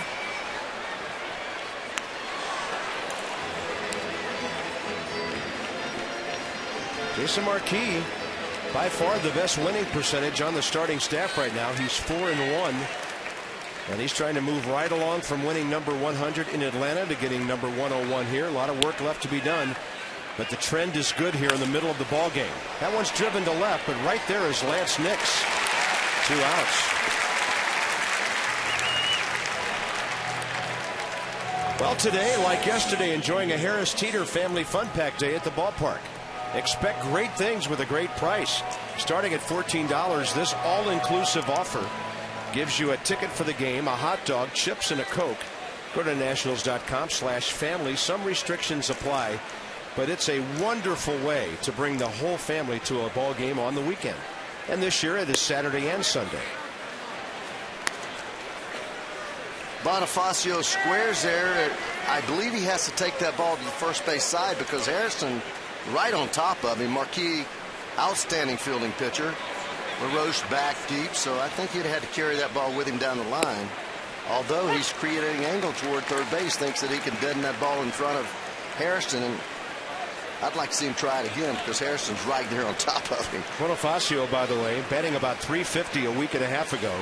He's 0 for 7 in this series and now batting .281. So he's come back down to earth after a very, very fast start.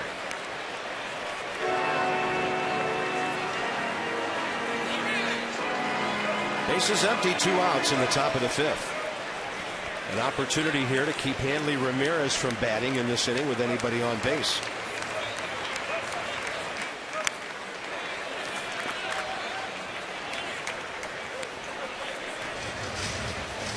Ramirez, number 3 man, Sanchez, and then Morrison.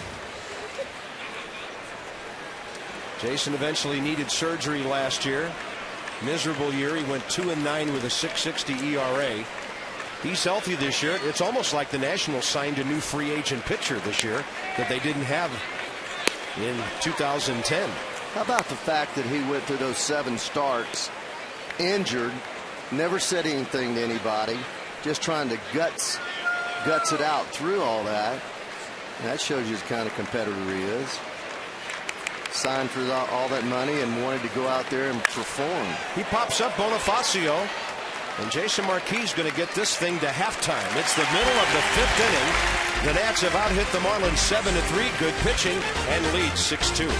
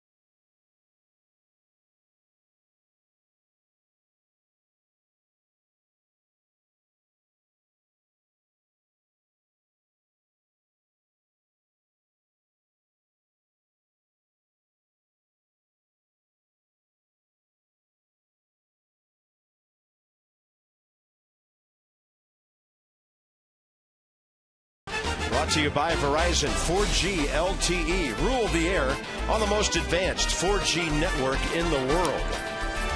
A lot of really neat history around the ballpark here, by the way. Timelines for the Senators, the Nats. And here is our game summary. Jason Marquis pitching pretty solidly. Only 3 hits, 2 unearned runs. Lance Nix up to that RBI thing again. And then there's Pudge, who's still playing like he's a kid. I'll say, how about this?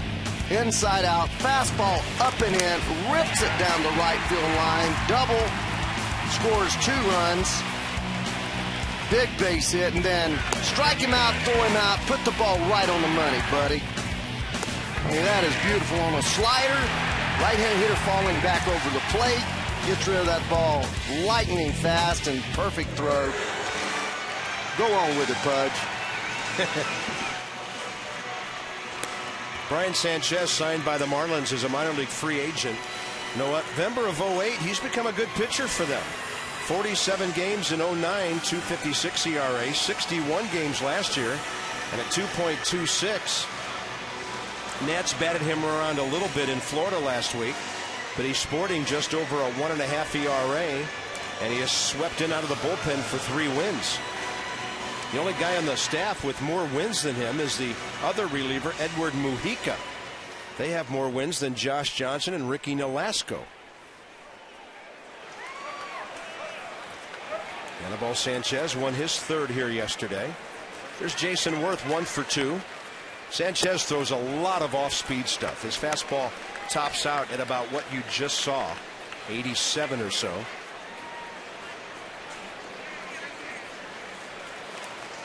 About time for Jason Worth to park one somewhere. He took a home run swing and couldn't get it. And Sanchez humped it up to 90.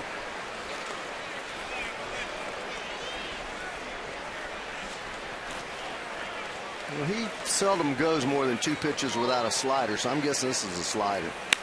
No, fastball again. Yeah, he's gone 3 in a row, hasn't he? Yeah.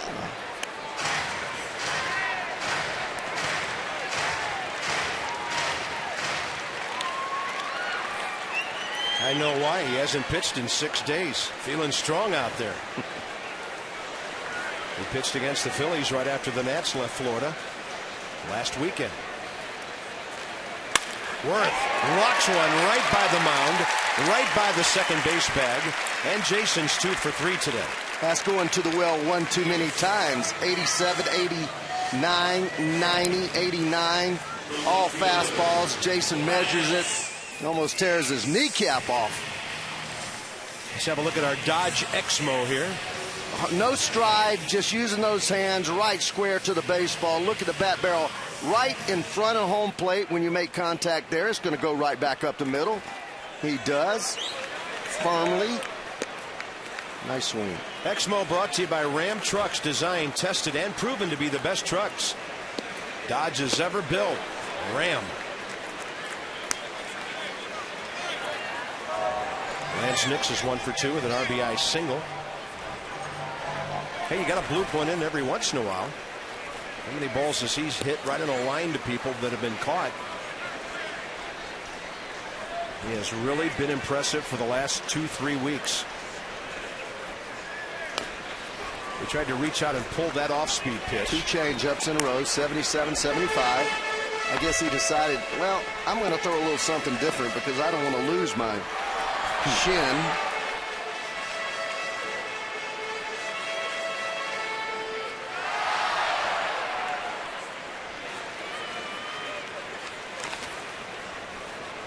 Nats have out-hit the Marlins 8-3. They've had 2 hits since that 6-run first.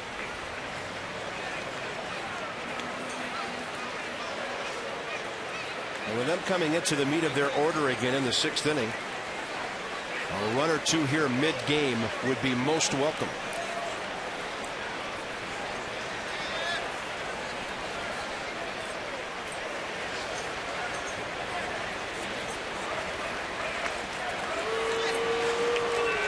Jason getting a good lead over there, and Sanchez bothered a little bit by that. He's out there just past the cut. That's an exceptional lead. Worth has run the base as well. He's 5 out of 6 this year. He's holding. Change up way outside. Braves got a run in the bottom of the 4th inning against Roy Halladay. And as they bat bottom 5, it's Atlanta 1, Philadelphia 0. And the Mets are in the 4th inning at Houston, trailing 2-0. Nats are tied with the Mets for 4th place right now, trying to bust out of a 3-game losing streak here. 1-2 to Knicks. Runner going. Lance hits a ground ball that'll keep the Nats out of a double play. Bobbled momentarily by Bonifacio, 1 out. Pirates are coming to town tomorrow night, then a day game on Tuesday. John Lennon, Paul Mahalem tomorrow, Jordan Zimmerman, Charlie Morton on Tuesday. Then it's on to the Mets. Tom Gorzolani, Dylan G on Wednesday, and then Levon takes on the knuckleballer R.A. Dickey. And then the Nats go interleague for the first time. We'll put our Masson crews together for a weekend in Baltimore starting Friday. Mike Flanagan expected to join us.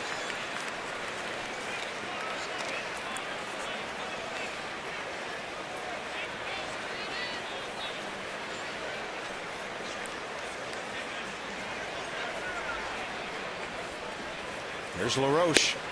That's on the outside corner. Adam is 0 for 1 with a walk. He's 0 for 9 in the series with 2 walks. Keeps mounting that walk total. He's 3rd best in the league now with 23.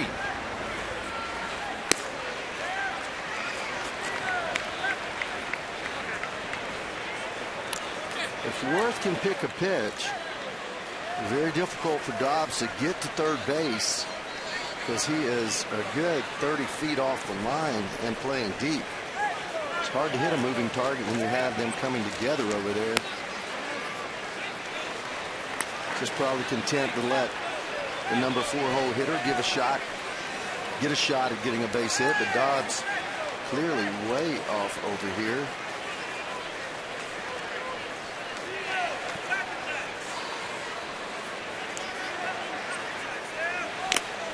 And LaRoche will foul one, leaving the count 2-2. Pudge is next, 1 for 2 with a pair of RBIs today. Hasn't played a whole lot lately, but every time he plays, he does something to help this ball club, either with the gear on or with a batting helmet on.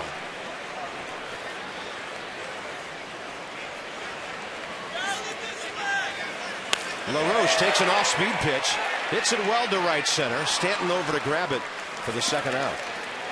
All over that pitch, smoked it to right field. Just all over that soft change up or breaking ball. Didn't get fooled at all. Check this swing out. A little double pump as he strides and puts that foot on the ground, waits back, and 10 feet either way, that's a double. RBI. 2 outs and Pudge the hitter. This will be interesting because Sanchez throws a lot of sliders away to right-handed batters. Pudge's forte now is going the other way, and I can guarantee you he's sitting in that batter's box smelling an RBI. He's driven in 13 runs this year. Off speed, he was way out ahead. Stanton very shallow in right field to try to at least challenge the runner if Pudge hits a ball out that way. And by the way, Pudge this year, 24 fewer at bats than Wilson Ramos and 6 more RBIs. So he's making good use of his playing time. Evidently hit that ball right off the end of the bat and broke it.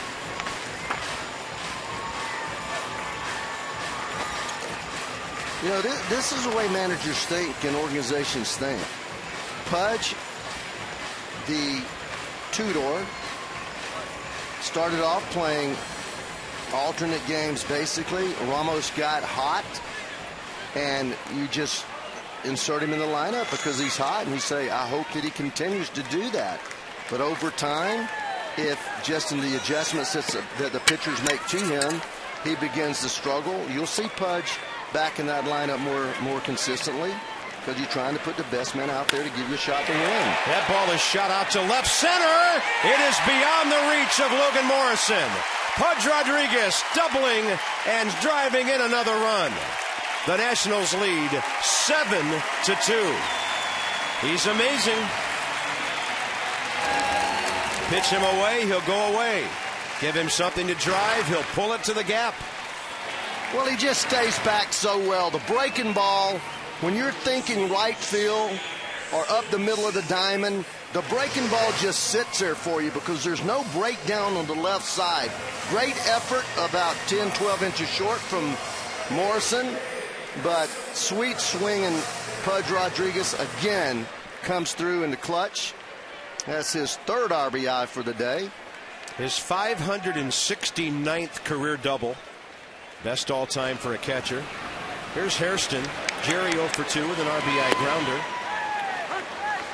You know, it's just important, though, to get back on the board in the middle of a game, just to let the Marlins know our offense isn't going to lay down the rest of the day and let you guys come back. Oh, it is, Bob. It's so critical. And, you know, just like you score 6 in that first inning, you want to go down there and shut down the opposition in that second inning. But the next best thing is to be able to tack another run or two on the board and give them something to think about and a little bit taller mountain to climb. Hairston looks at a breaking ball low and away. Now Jerry has a count of 2-0.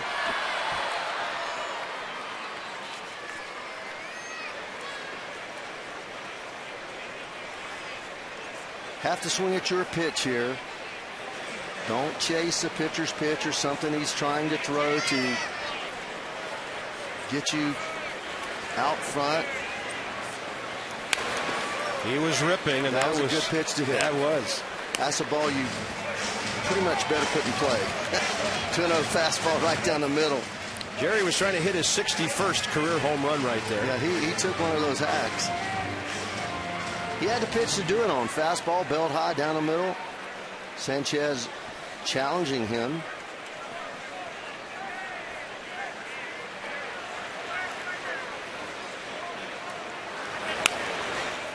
He's taking some good hard swings here, and the count's back even 2-2.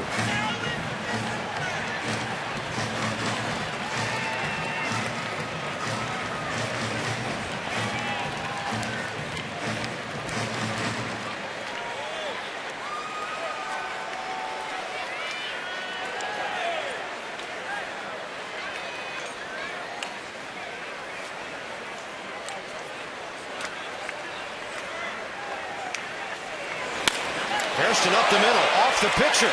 That ball's loose. And for a moment, Pudge was thinking about scoring. Bo Porter held him. That'll be a base hit for Jerry Hairston. So the Nats, 3 more hits here in this inning, leaving it up to Alex Cora, who has a base hit today. Nice stroke, breaking ball. Goes down and gets it. Luckily, just gets a little piece of it. That's a base hit up the middle to score another run. And fortunate that that ball did not run on away from the second baseman. Pudge, with that head of steam, had a chance to score. Nats, that's a nice stroke right there. Right now, from the 6th spot on down, the Nats have 6 hits and 6 RBIs. And if they forget about Hairston, he'll swipe second base. Alex Cora is 1 for 2. Pudge 2 hits. Hairston 1. Cora 1. Marquis 2. Bottom of the order. Really tough today. Nationals have reached double figures in hits. And Cora will bloop one over to the left side. Hanley Ramirez is there. And Washington will settle for 1. Pudge drives in another run. And he says, "This one's for you, Mr. President."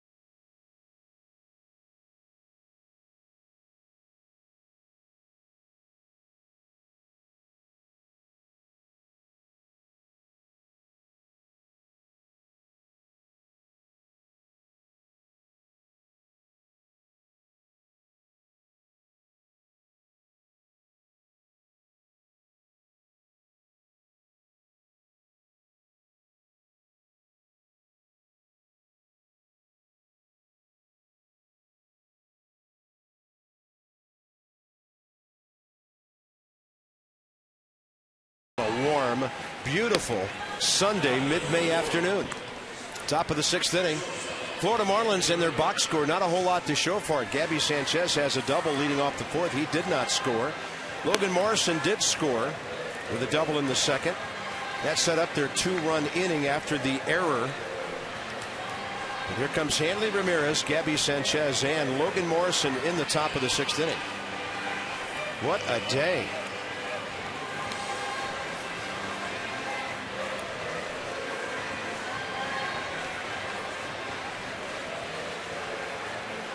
Blue sky, green grass. What's better?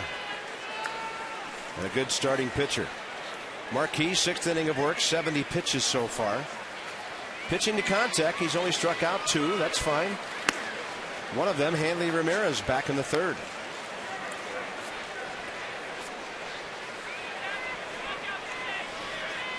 Different kind of day for Jason Marquis with only 3 ground ball outs.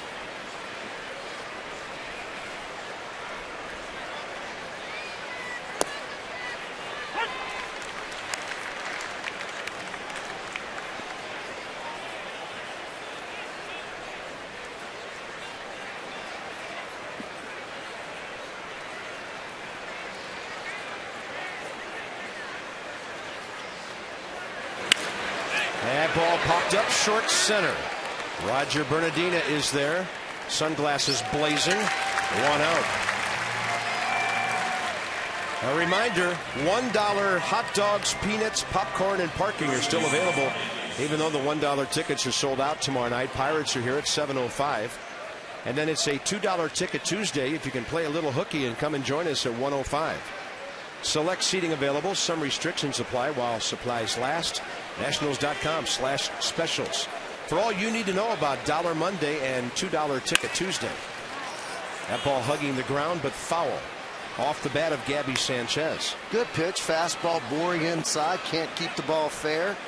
Make him aware of that pitch. You know he can hit the ball out away from him.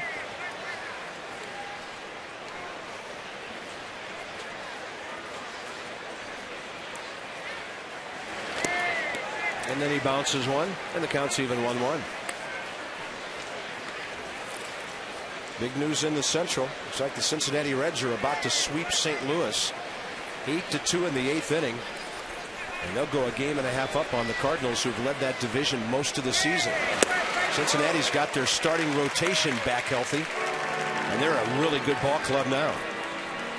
Here in the East, Phillies, of course, still the top dogs. But they just got 2 in the 6th at Atlanta on John Mayberry's 2nd homer of the year. They lead the Braves 2-1. Every day somebody from that lineup can get you.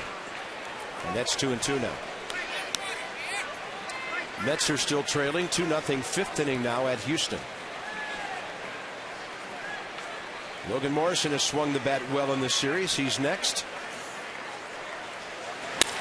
Sanchez reaching, and to his left, Alex Cora.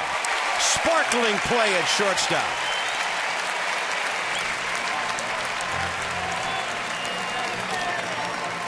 Jason points and says, nice job. Well, this team may make some errors, but this is a very good defensive team. If not for just effort alone, this ball, he travels a good 12 feet to catch this ball, hooking back to him, which makes it a little easier for him. We're seeing diving catches all over the place. Great plays up the middle by Espinosa on that ball that he circles, and LaRoche picking everything over there. That great play by Bernardina last night. Just takes your breath away. And now Logan Morrison, 2 outs, bases empty. He has extended his hitting streak to 13 games with that double off the right center field wall back in the 2nd.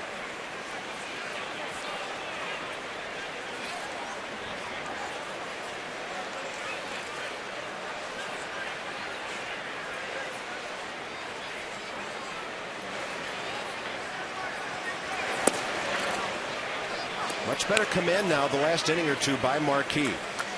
Seems like he regathered himself after that Sanchez leadoff double in the 4th, and he has shut down the Marlins since then. Well, he's in really good position, very efficient with his pitch count. just 14 pitches per inning, and that sets him up to go 8 innings if Skip so chooses. Put him in about the 105 pitch range if he continues to throw on the same pace through the next inning and the third.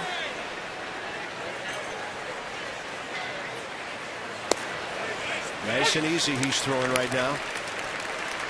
3-1.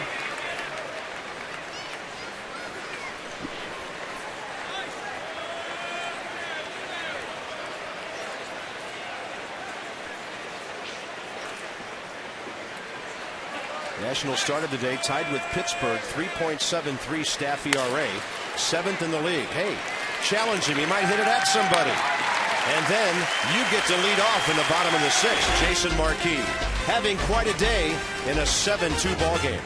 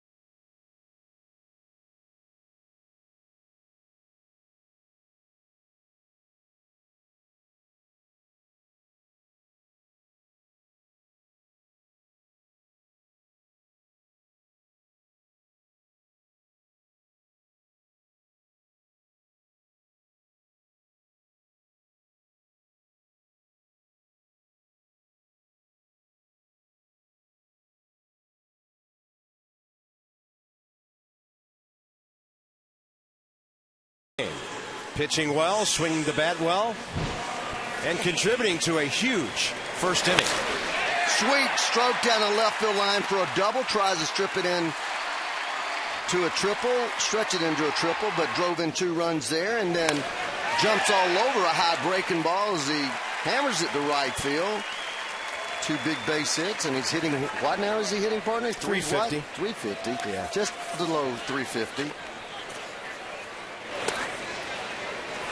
Halfway to the cycle.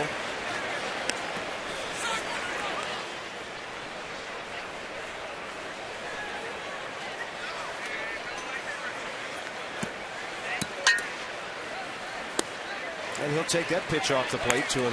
He becomes even more dangerous when ahead in the count. Second inning of work for Brian Sanchez. Nats touched him for a run on 3 hits in the 5th.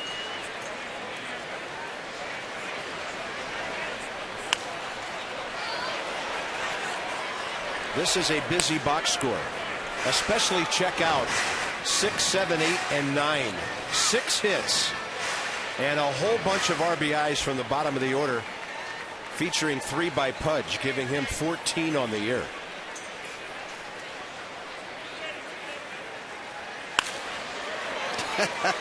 He's slashing. He's waiting.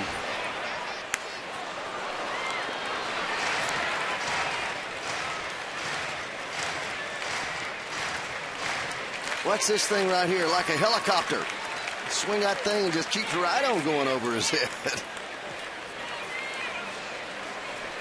He doesn't leave a whole lot there now. A lot of managers don't like it when a right-handed pitcher is a left-handed batter with that front arm exposed. He gets jammed on that one and bounces it down to Sanchez. Hustling to the bag. Gabby beats him, 1 out.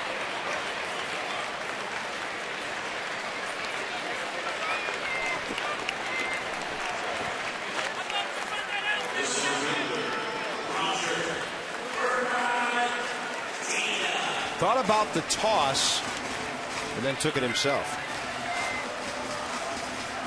Next up will be Roger Bernardina, who in this series now is 5 for 10 with 3 walks and a stolen base, and he has scored a run today.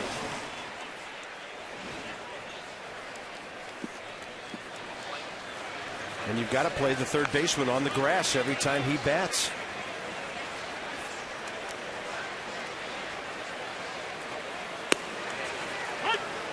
Well, he's one of those unique players, Bob. I heard you mention the other night. He does have pop. He had 11 home runs last year. When he does hit the ball with a little bit of underspin, the ball carries out there in the gaps. And he'll hit that one over to left for Morrison. 2 quick outs here in the 6th. Nationals, a selected ball club this year. 128 walks, $6,400 now. Donated to the Boys and Girls Club of Greater Washington, D.C. by Care First Blue Cross Blue Shield. They'd like to remind us to take that first step towards a healthier and more active lifestyle. Thanks for the money. It'll go to great use with the Boys and Girls Club. Yanni Espinosa, a quiet bat in the lineup this weekend.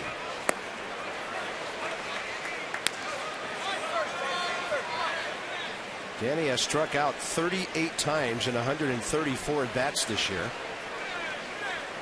And the Nats don't need him to hit for power. They just need him to get the bat on the ball, use that great speed of his, move it around. But in this series, he's 0 for 10.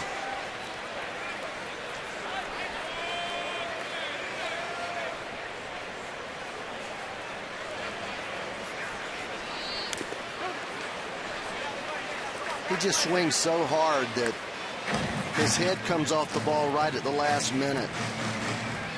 It's hard to have a young guy to cut down in his swing. He does have a lot of pop, but just, for me, a little too much of a muscled swing as opposed to the fluidity that you need to make consistent contact.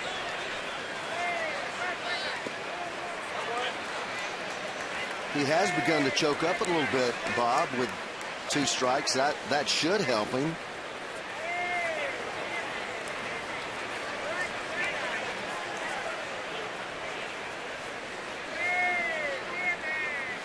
Not a lot, just a little bit. He usually has his hand, right thumb down over the knob. Off-speed pitch gets him pulling. And the Nats will go in order in the bottom of the 6th. Now, just because you get 6 in the first, don't get too bored and head for the playground all day. A lot of baseball yet to be played.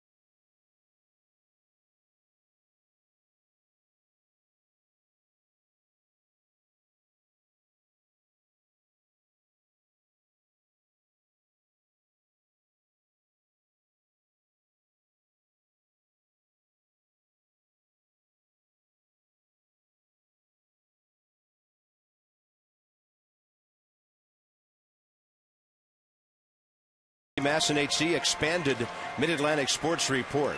with live interviews, look-ins to BP, roundtable, and a whole lots more. Tom Davis hosting. He's joined by Phil Wood, Dave Johnson, Mel Antonin. Maximum access to the Nats and all the baseball news you need to get your week started off right.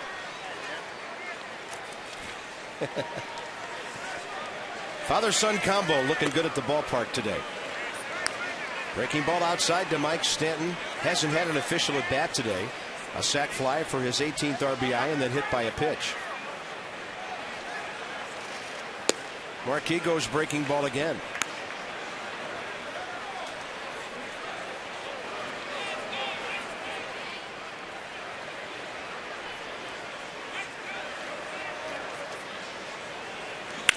He lashes one.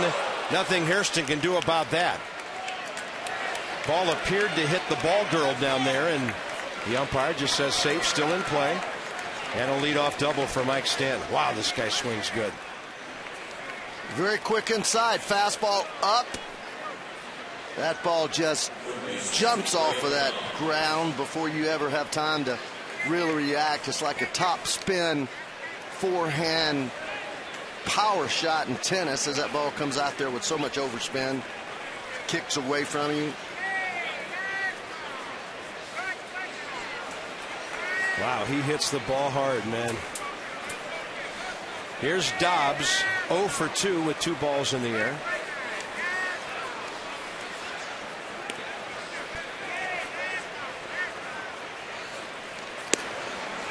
That's only the 4th hit given up by Jason Marquis today.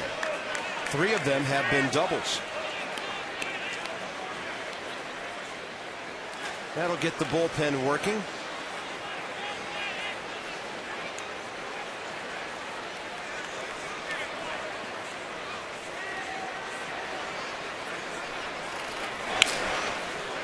Pretty good pitch right to the end of the barrel on Greg Dobbs.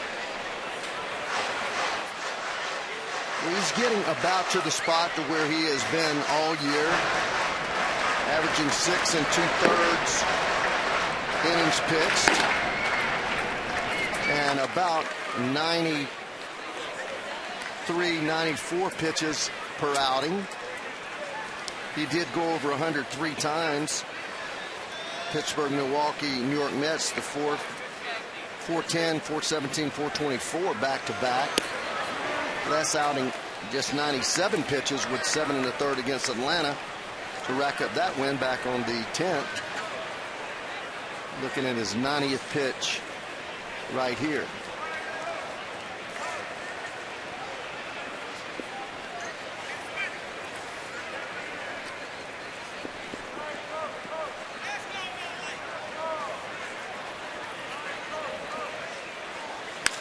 Dobbs will hit an RBI line drive to right field. So now 5 hits against Marquis and 4 of them doubles. And the Marlins are on the board. It's a 7-3 game.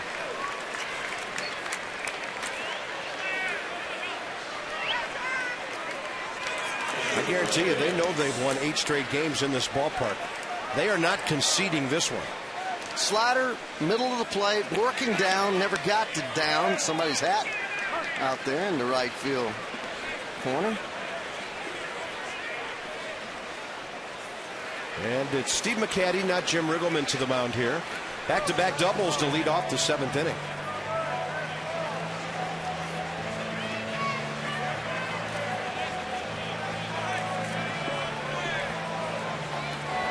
You can take the Nats with you everywhere this season. Every game live or on demand on your computer, your favorite device. We call it MLB.tv. To get more details, and you can order as well, visit nationals.com, MLB.tv. Baseball everywhere.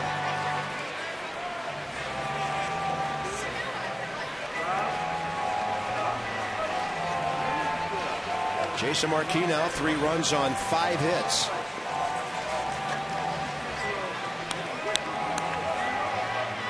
He has plenty, should have plenty left in the tank to get through the 7th. This has probably prevented him from going any farther. And you're at the bottom of the order now. Well, that's what Skip's thinking. You know, you're down here to 8th, 9th hitter. You end up having a pinch hitter there, and he wants to get him out of this inning. We only have 6 outs to get from the bullpen. Little tapper, and that hit the batter's foot. Outfielder Scott Cousins, the only lefty on the Marlin bench, set to pinch hit.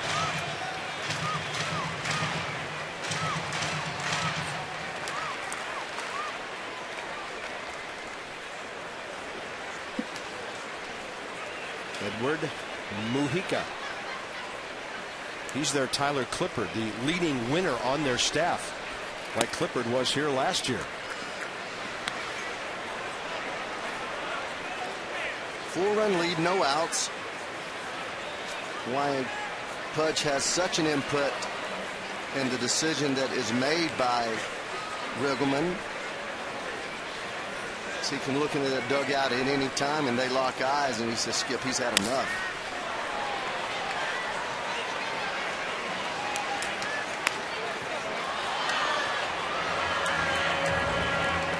I know there are a lot of pitchers that wasn't really happy with Johnny Bench because when Sparky Anderson came to the mound, he walked straight to the mound and Johnny would come out to the mound and he'd say, what do you think, John? And he said, he's lost it, Skip. And he said, okay, give me the ball. And they called him Captain Hook. Maybe they should have called Johnny Captain Hook. Well, because Sparky had that nickname and that reputation. That catcher receiving all those balls, he can tell immediately when something changes, velocity or movement. A lot of breaking balls here.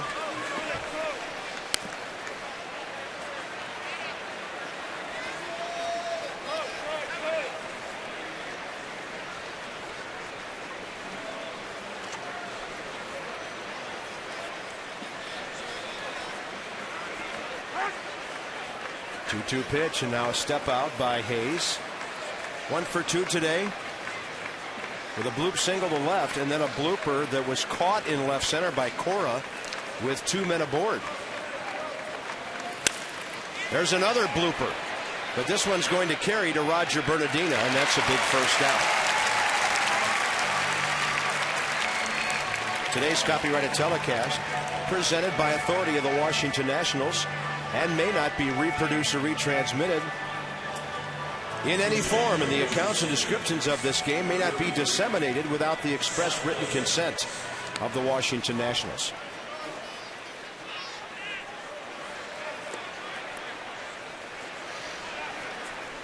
Cousins as a pinch hitter, 1 for 8 on the year.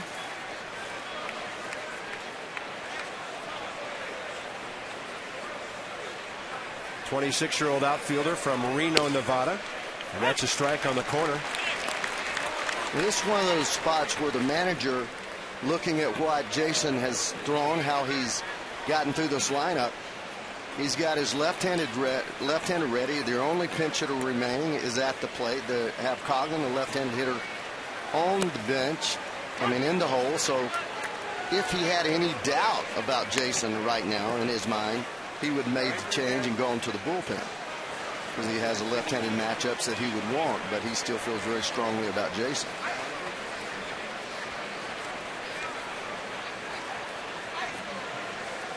One ball and 1 strike.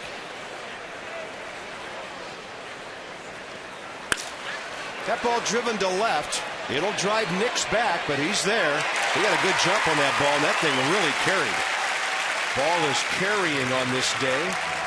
Nice and warm with muggy conditions. Well, he had him reaching just a little bit on the ball, taking away some of the power. Nix turning perfectly inside, knowing that the ball is going to be fading back toward the third base line, as a left-hander's ball tends to do. Right-handed hitters, ball will work itself back to the right field line.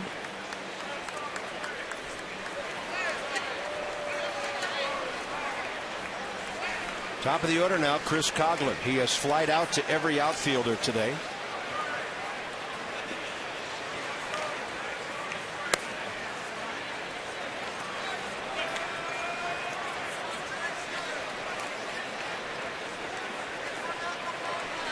His batting average down to .250. He was at .266 when they came to town on Friday.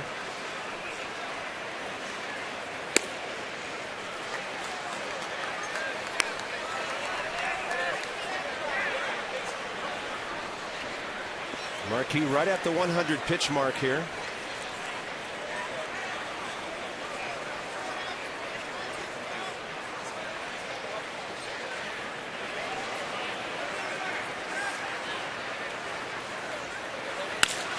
And that ball will drop in right center.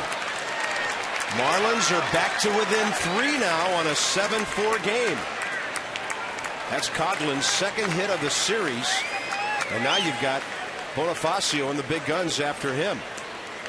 This Florida ball club, they just keep attacking with the bats. Hits the ball off the end of the bat, sinker running away from the bat barrel.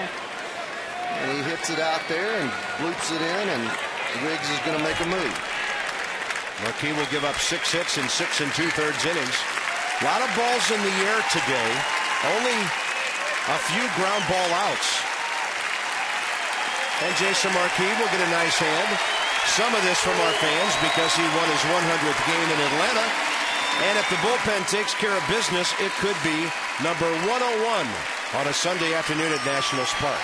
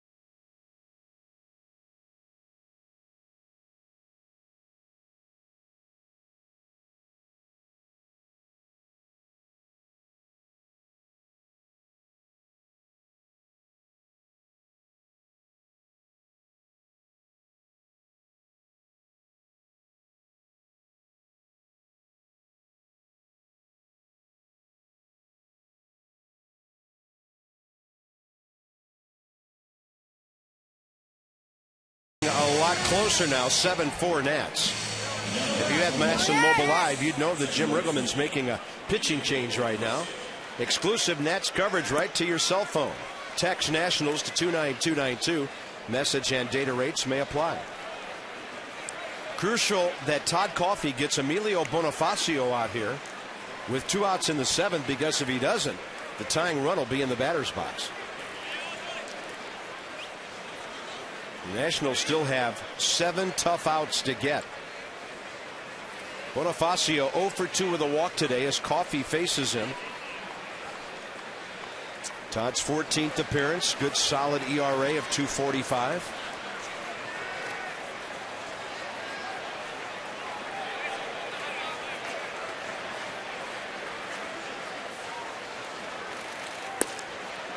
First pitch fastball. He's been devastating right-handed hitters with his slider. Let's see how he attacks the lefty here.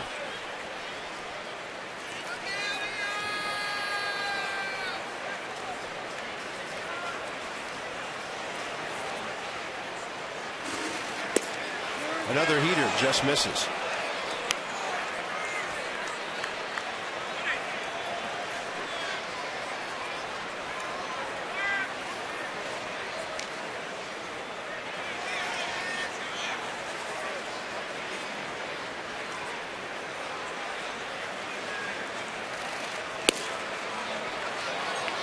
And now, Ray, you cannot nibble against this hitter and go to 3-1 or walk him. Not with the guys up after him. No, this guy has 2 home runs in his career, one of them inside the park. It's just a punch and Judy type hitter. You just got to go right at him with your best stuff. He hits it off Coffey.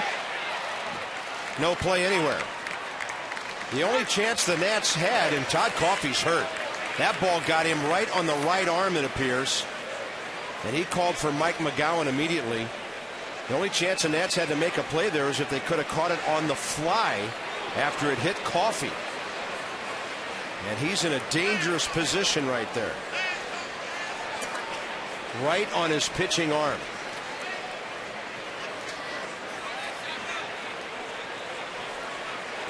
Well, he did go right at him. He smoked this ball right back, right on the elbow, compressed against the side, and there's few things that hurt worse than that because there's no give there.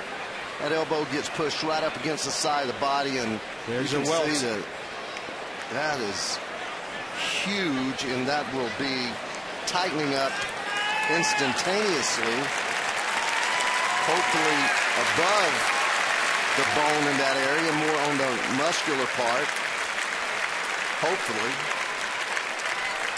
And it'll be Tyler Clippard against Hanley Ramirez.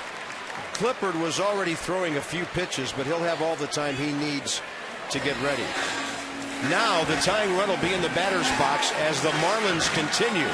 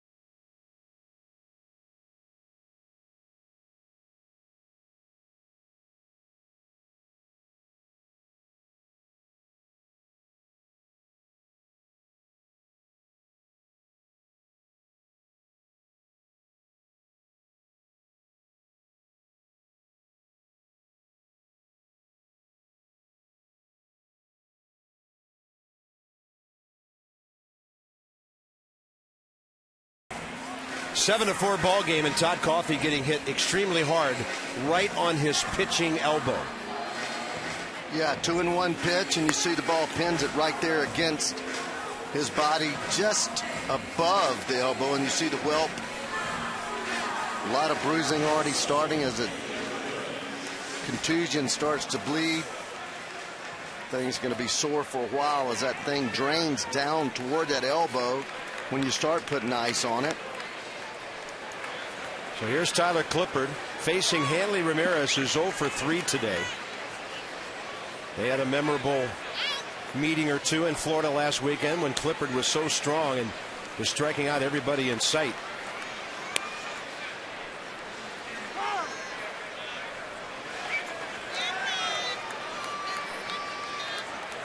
Florida has 4 of its 7 hits in this inning.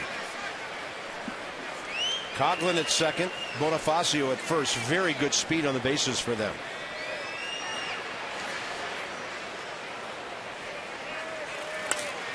Hanley swings at the first pitch and fouls it straight back. I don't think him and changeup. Ray, him and some of the Florida hitters do not want Clipper to get them to 2 strikes. No, not based upon his performance last week.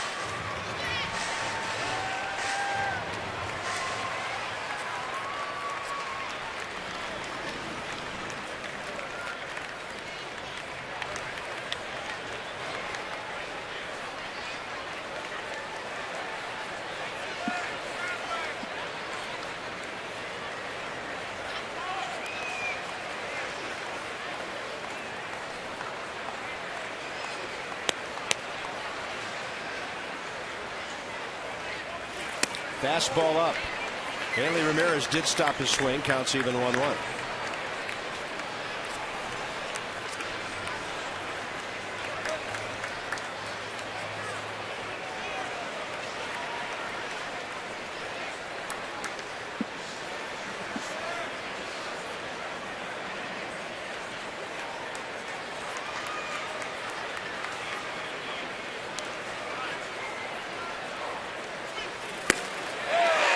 Wow, 92 upstairs. It sounded more than 92 when it hit Pudge's mitt. Here's the kinetic pitch track. Well, it looks like 100 because nobody sees this ball here. It just explodes in the strike zone, finishes strong, and they swing at it like it's 98 to 100 miles an hour.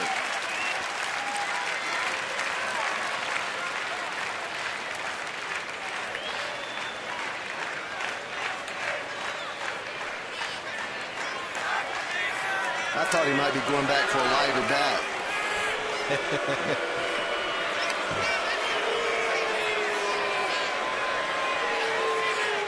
Take all your time you need. 1 ball and 2 strikes. Would Clippard have the audacity to drop a changeup on him? Or will he stay upstairs knowing Hanley Ramirez couldn't get to those heaters? Well, he's not going to hit that fastball if it's up above the Marlins. Now, whether he swings at it again, I just don't see him getting the bat barrel up and keeping his hands up enough to get above that pitch.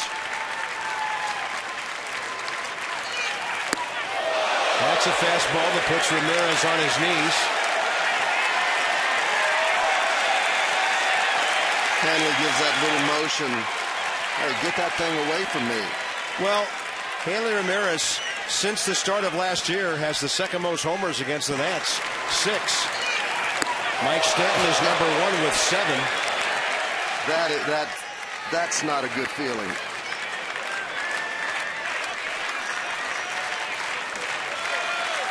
Now changeup would be good because he's going to be geared up just a little bit. That looked like a changeup. Popped up into center. Clippard gets a huge out for the Nats. 7th inning stretch time, and Hall of Famer Harmon Killebrew waging a battle against cancer. Nats pay tribute to him today. 57 years ago, he made his Senators debut in '54.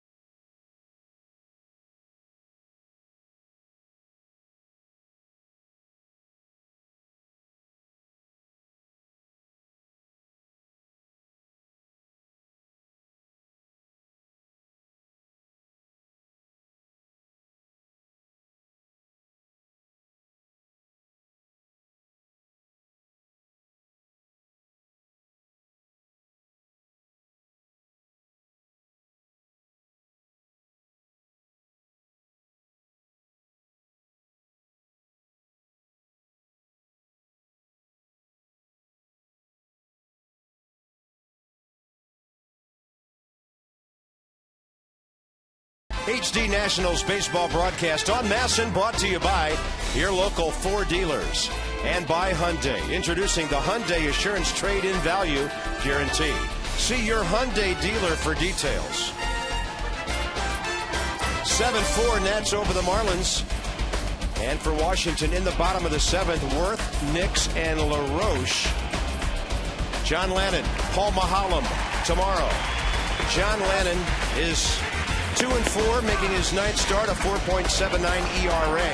And Mahalem is 1-5 with a good ERA and suffering from the lowest run support in the National League at 1.98 runs per game. That's extra, a half hour before the game. Starts at 6:30. We'll join you for the ballpark at 7. And John will throw first pitch, 7:05.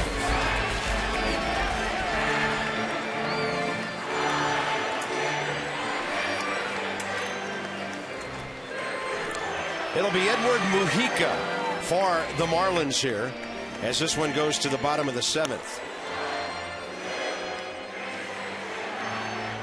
He's been their vulture swooping in out of the bullpen to get some wins this year.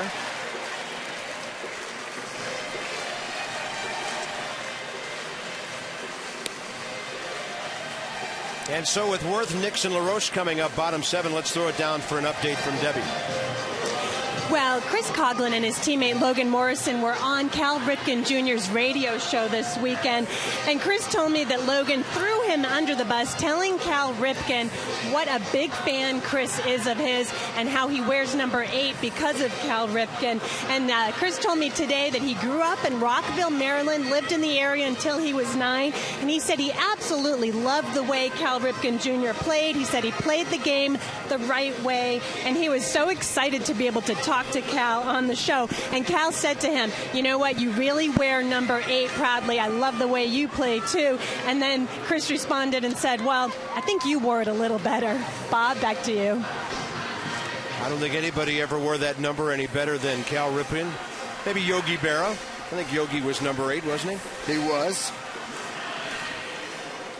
Nats had held Coughlin to 1 for 13 before he had that RBI single a few moments ago. So here we go, bottom 7, and once again, like we said back in the 5th inning, Ray, another run or 2 would be huge. As long as this Florida offense is within striking distance, you just want to keep increasing that lead. Worth is 2 for 3 today, 2 singles, 2 runs scored. Mujica misses, ball 1.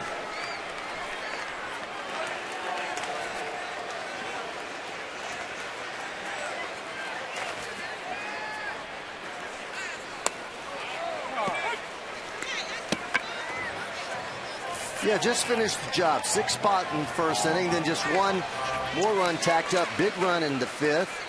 But just finish the job. Continue to work the at-bats, as the team has done exceptionally well today, fouling pitches off and getting deep into counts. Jason, 2 big base hits, scoring 2 runs.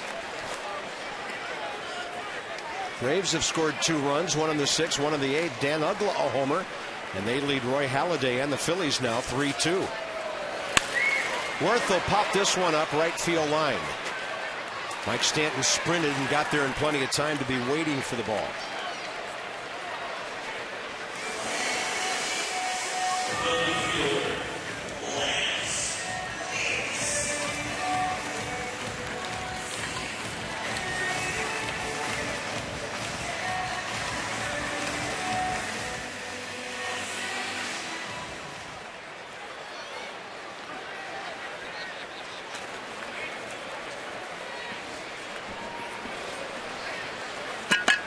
Lance Nix 1 for 3 RBI single today.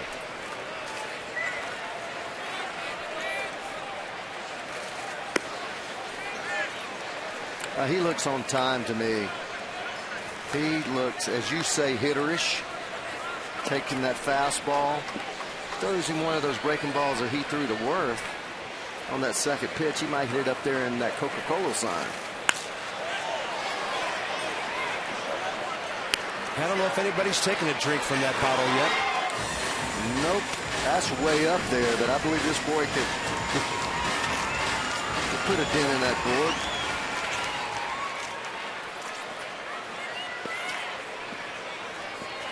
It's a long way from home, though. Boy, swinging the bat well. Look at that pitch. Nicely done. Oh, that's great.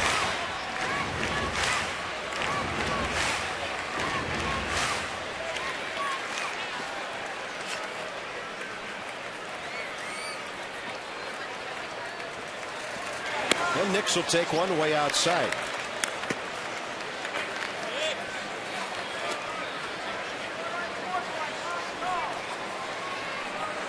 Adam LaRoche wearing an 0 for 10 collar in this series.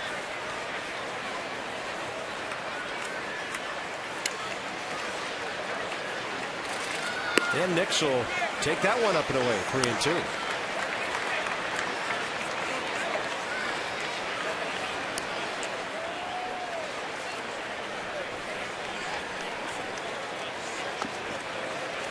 Try to juice one just a little below belt high inside.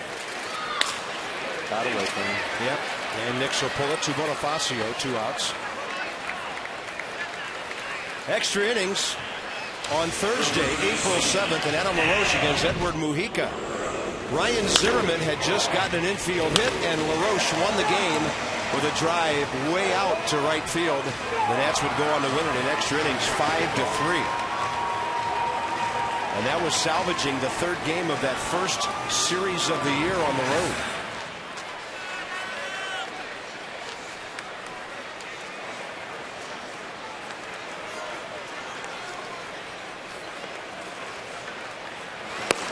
That's a fastball outside. Big do-ups for the Marlins in the 8th, even with Hanley Ramirez out of the way. I'll tell you about that in a moment. Tyler Clippard will have a tough inning ahead of him to get this thing into the 9th. Sanchez, Morris, Stanton. Yes, sir.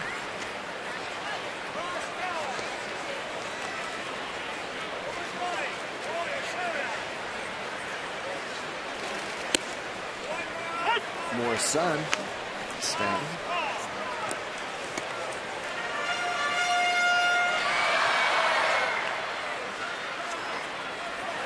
Marlins lead the season series 5-3. And LaRoche, with that good batting eye of his, will spit on that one. And now he can keyhole something on a 3-1 count.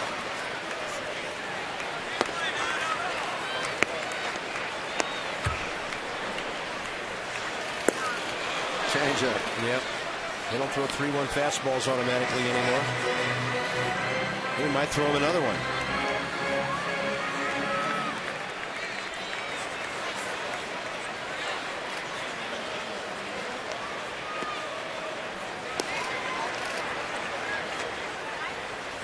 Yep. 1 mile an hour harder. Nats go in order in the 7th, and the Marlins have 4, 5, and 6 coming up.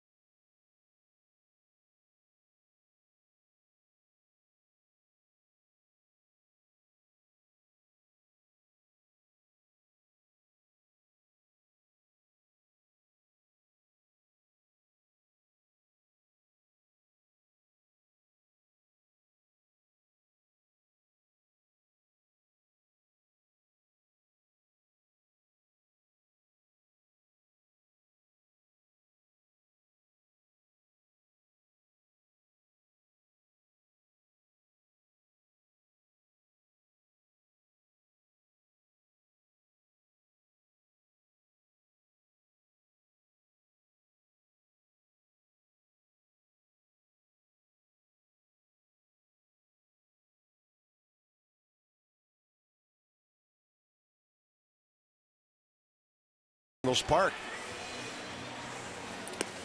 Top of the 8th coming up. Jason Marquis, a sparkling day, Ray, on both sides of the baseball. Well, he did. He had 2 base hits. Ball slashed down the left field line for 2 RBIs. He went 6 2/3 strong. He got another base hit to right field a little bit later in the game in the 4th inning. Strike him out, throw him out. Another strikeout there. Had the 2 strikeouts on the game. Went 6 2/3, 6 hits, 4 runs, just 2 earned, 1 walk, 2 strikeouts. Nice job. This inning could tell the tale on how this series is going to wrap up. Gabby Sanchez, 1 for 3 today. Hit the ball hard twice.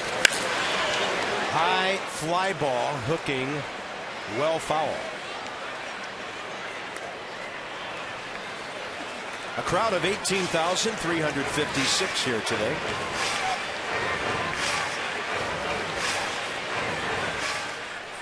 Beautiful day. They've seen lots of action. 11 runs on 17 hits, the clubs combined.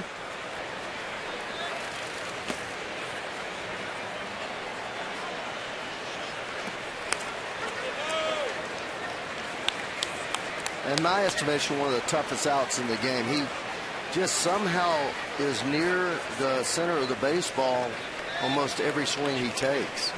He may pop it up, he may hit a ground ball, but he is really close to that barrel in the right spot as far as timing. Pretty good looking changeup by Clippard just inside. Right-hander changeup to a right-handed batter. You better be confident in that pitch to throw it. They got Hanley Ramirez out with one.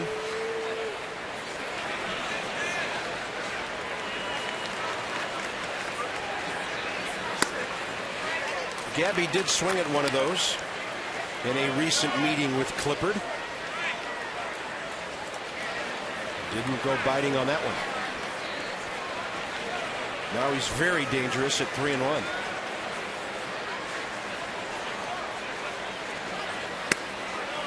And with his team down by 3 runs, that's a good at bat by Sanchez, who sometimes will swing at that.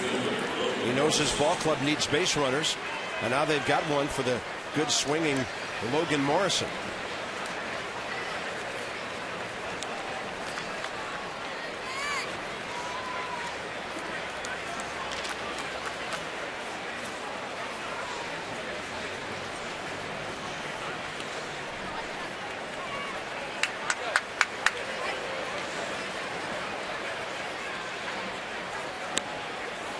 Morrison a double in 3 trips. A couple of ground balls after that. Clippard not really a ground ball pitcher, and Pudge doesn't like what he sees. Well, he's all over the place right now. Normally he comes in there when he comes out of the bullpen, throws a strike, then starts working with the elevated fastball, the changeup, and the slider, but he's not able to get that first pitch fastball over. And McCaddy's going to join him.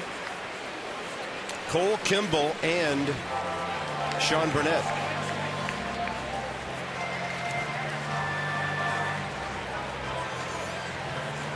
Tyler Clippard's not locked in. Everything sails upstairs.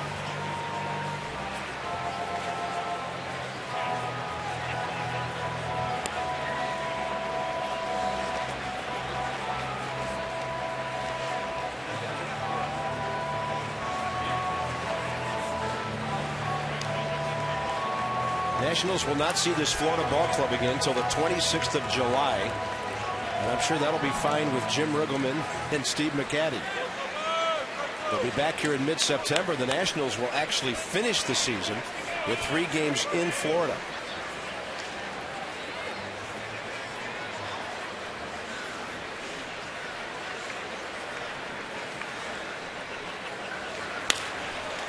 That's going to be a double play. The Nats get fortunate on a drive that was absolutely killed into the glove of LaRoche, and he chases down Gabby Sanchez. Unassisted double play. Hey, McCaddy just says, listen, I want you to have him to hit a line drive hard to the first baseman. Let's just get a double play. And look what he does. Comes through perfectly. Nice little play there. Nowhere for Sanchez to go. What a turn of events. That ball was scalded. So, a couple of feet either way. That ball's in the right field corner. And it's second and third, nobody out for this guy. Stanton goes up swinging, fouls it. Pudge having a look. And it got up on the screen before he could reach it. That screen has a little bit of tilt to it. It doesn't go straight up from the limestone wall. And the ball can hit up on that screen before it comes straight down.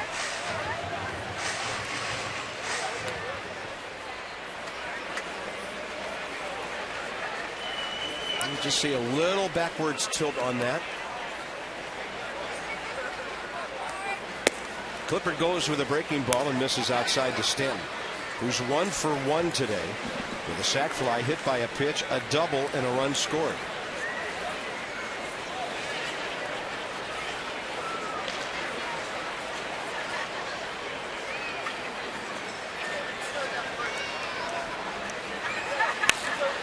Got inside on him, and it fouls straight back.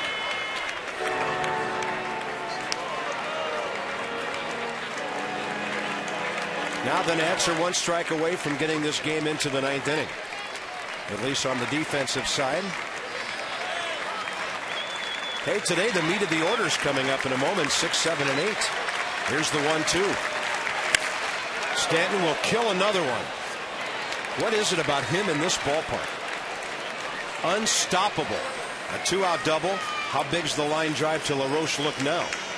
Well, he hits the ball as hard as George Foster, and George Foster, over a 3-year period of time, hit the ball as hard as anybody I ever saw in baseball. This ball is just laced. I mean, it cannot be hit any harder. It's fortunate it did not get up, and that's a line drive that maybe gets 10 feet off the ground and lands out there 330 feet from home plate.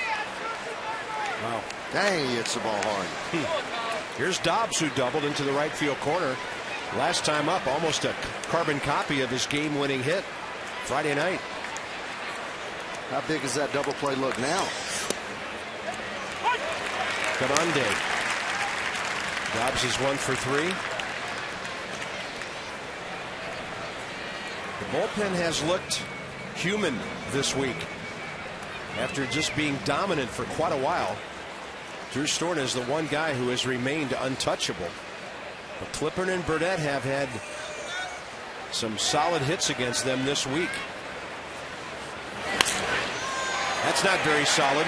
That'll be solid for the Nats, though. Little pop fly to Hairston, fair ball, and the top of the 8th is over. Like I told you, the meat of the order, led by that young catcher who's 39 years old. Pudge is 2 for 3 today with 3 RBIs. He is locked in. Hairston and Cora to follow.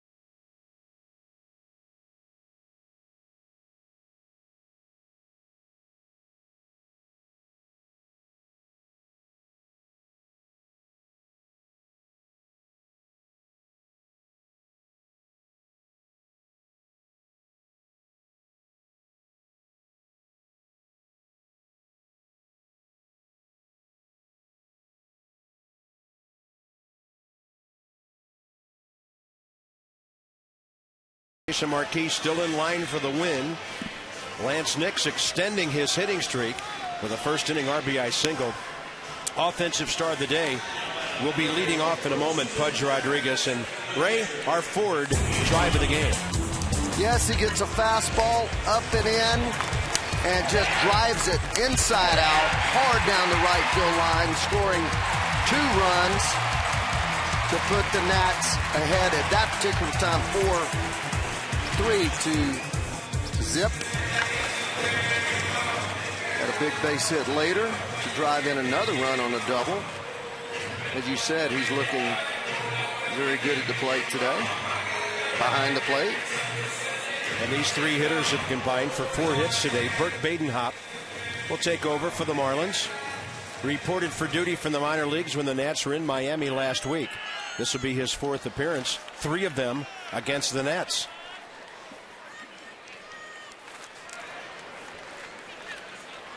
Pudge now batting .238.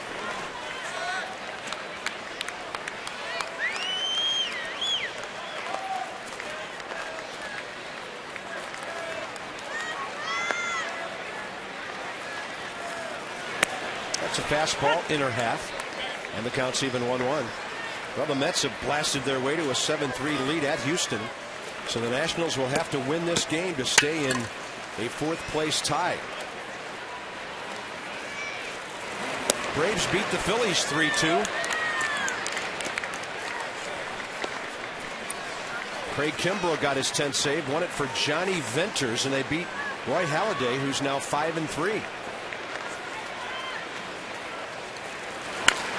Pudge pulling that inside pitch, and it's 2-2.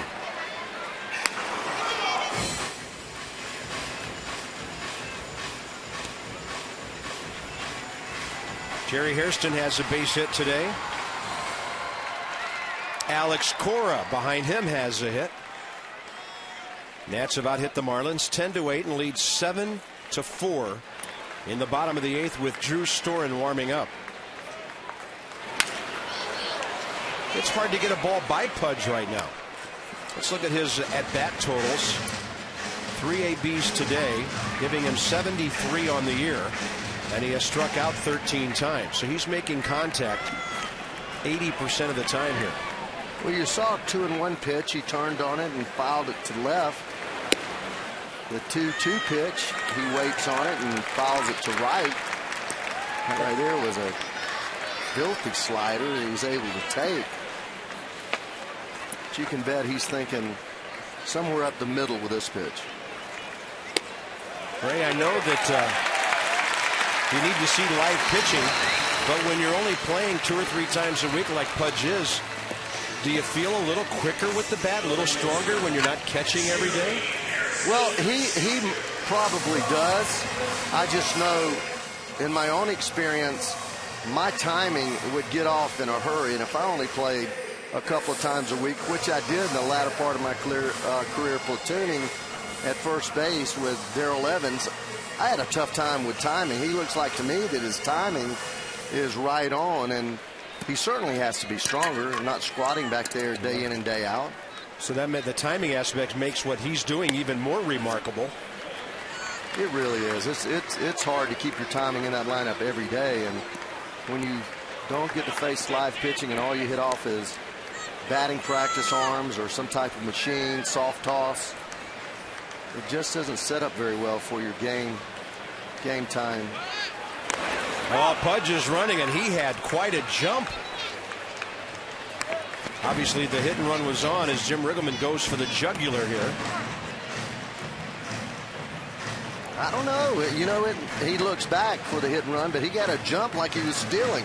He didn't wait for the pitcher to make sure he goes home. That's what the first base coach will say. Make sure that he goes home. You're not trying to steal this base. By the way, he has 127 career stolen bases. He's running again. Back to the pitcher, and no throw to second. That'll keep the Nats out of the double play. Potomac Nationals have a charity golf tournament coming up on Thursday, May 26.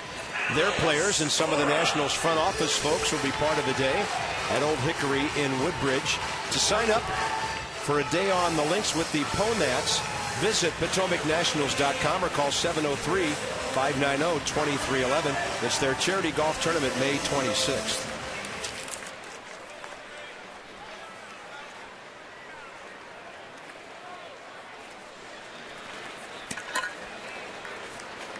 One-on-one out, Alex Cora.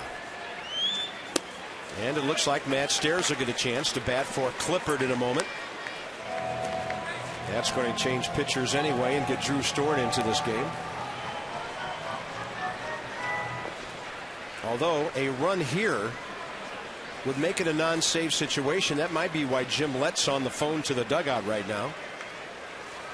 The Nats could get somebody else up. Drew was up throwing, and now he's squatting out there in the bullpen, just relaxing. I just saw another guy pop up, and it looks like Cole Kimball. So if there's a 4-run lead in the 9th inning, he might come in. Over but low, and a good take by Cora. Now the count goes to 3-0.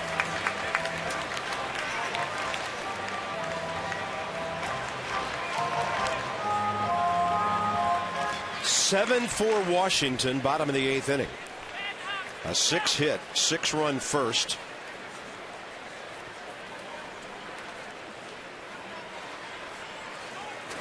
And Cora taking all the way on 3-0.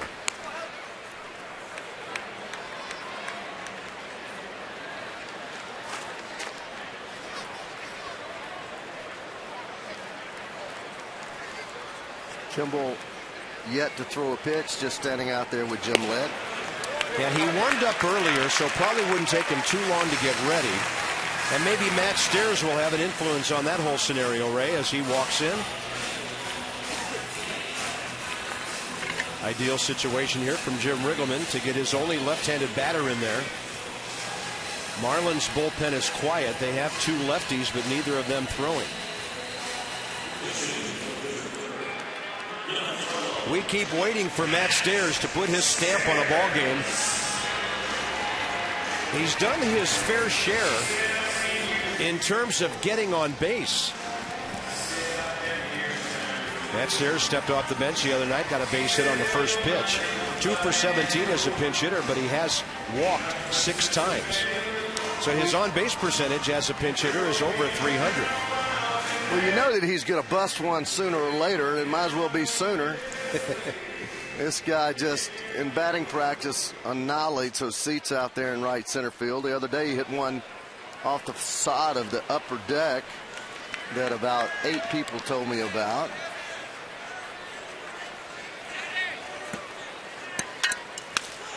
And he hits a line drive. That ball is off the glove of Bonifacio, but Alex Cora really had nowhere to go. He had to hustle back to the bag. So that'll be a 4-6 fielder's choice on what could have been a double play ball. And could have been a base hit. He made a nice play on that ball. This ball was by him, rocketed, makes a good play. Cora turns his back, not able to see the ball as he wouldn't have gotten there anyway. But there you go, Matt Stairs hitting another ball hard. And it'll be Roger Bernardina with a chance to put one final stamp on this series when he's gone 5 for 11 with 3 walks, 8 times on base against the Marlins. It just gives your offense a whole nother dimension when you're not automatically out 1, 2, 3 in the first inning every day. And then you've got a guy with great speed on the bases, putting pressure on the opposition. Well, he's learned to work the count too, Bob. Last year he was pretty effective, but he would still swing first pitch a lot. I've noticed this year, 1-0, he seemingly automatically takes the next pitch. 2-1, he will take a pitch. And as he matures, he's going to get more and more confidence in his ability to put the ball in play and not be afraid to work the pitcher. Bernardina looks at one up high. Getting a whole better view of, or a whole better feel of what a strike is all about. He's not even offering it at those pitches that are borderline. Bernardina, a chopper. That's over the mound. There's a chance. He is safe. And the Nats pick up a run. It's 8-4.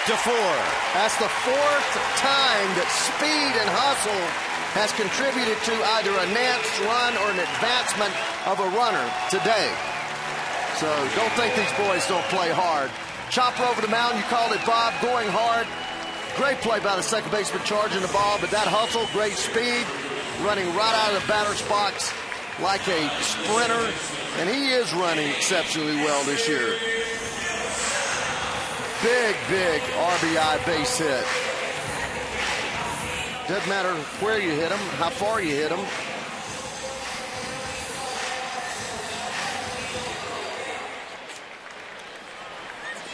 I mean, that's an ability in itself right there. Here's Danny Espinosa now, 0 for 4. Drew Storn has sat down, and they pick off Matt Stairs. Pardon me, Brian Bixler, who came in as a pinch runner. Yikes. He's in there to run and maybe score. Not to be picked off. Jim not real happy about that.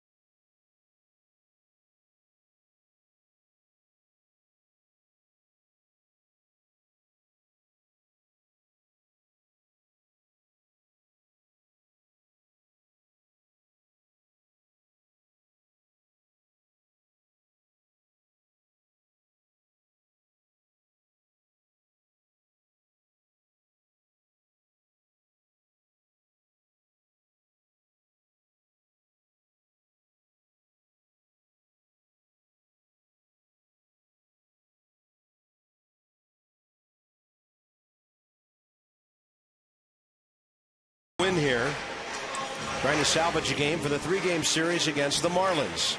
It will not be Drew Storen, non-safe situation. If they get 2 men on base, it'll be Drew Storen. That'll make it a safe situation as Cole Kimball takes over. Made his major league debut here yesterday with a scoreless 9th inning. See what the Marlins can come up with off the bench here. They have the number 9 spot due up second. It looks like they'll go with the catcher Brett Hayes and then pinch hit Omar Infante in the number 9 spot. Well, you get welcomed to the big leagues and thrown right into the fire. Kimball hadn't pitched, as I mentioned earlier, in 4 days in Syracuse. So Jim Riggleman wanted to get him into a ball game as quickly as he could. He was able to do that yesterday. Features 93, 94 mile an hour moving fastball, slider, and then he showed a devastating split finger yesterday. I mentioned that it reminded me of Bruce Suter's, who just fell off the table. Bob, very familiar with that. Yep. And I also heard a couple of other people today say it was a Bruce Suter-like changeup. I mean, split finger. They heard you say. Oh, well. But you're right. I mean, that thing, that was like, what, back in the early 80s, Suter was throwing that thing, late 70s, early 80s. It was St. Louis and then Atlanta. Threw the fastball right about belt high and started the splitter right there. Mike Scott did the same thing. Came out of his hand like a forcing fastball rotation. Roger Craig's favorite pitch. Roger Craig ruined a lot of guys' careers as hitters by teaching that. I think his first real pupil was Jack Morris, and then Petrie with the Detroit Tigers when he was Sparky's pitching coach. Kimball has Hayes 0-2 now. Got the butterflies out of the way yesterday, and down goes Hayes on a shin-high fastball. Hey, I like that, not for the meanness or not for whatever it may somebody may think, but the fact that you can come inside and hopefully it's for effect. Well, he turned right into the ball too. Yeah, and I mean, he's trying to come up and in there, and that's a good way to come up in there. I mean, if you're going to throw it inside, make it inside. That's another one. He didn't intend for that curveball to come in there. I don't think he's throwing the splitter. If he's going to throw the splitter, it'll be right here 2-2. I don't think he's going to wait to 3-2 and throw the splitter. I don't think with a 4-run lead you'd want him to do that. No. There's always the old adage, though, whatever you throw 2-2, you got to feel good enough about throwing it 3-2. Fastball. And Mike Rizzo told me yesterday that Kimball was throwing 2 fastballs at Syracuse. He was throwing his 4-seamer 94-95, and then he also has a sinker to go with it. But when you're a relief pitcher, you don't want to tinker around with too many pitches out there, because he also has the curve and the split. He's going straight fastballs here. Now he's gone 3-2. That was 95. You're so right, Bob. I mean, that's one reason that they put you in the bullpen, is to have you to be effective with 2 pitches. You don't have to really have 3 pitches in the bullpen. It just gives you too much to think about and too much to perfect. That's not good. He was way ahead. 4-run lead, walks the leadoff guy, and that's Kimball's second walk. He did have a walk of Mike Stanton yesterday. So now Jim Riggleman's going to trot to the mound and tell Kimball, got to throw some strikes here. Well, one thing, it is so difficult to gauge down.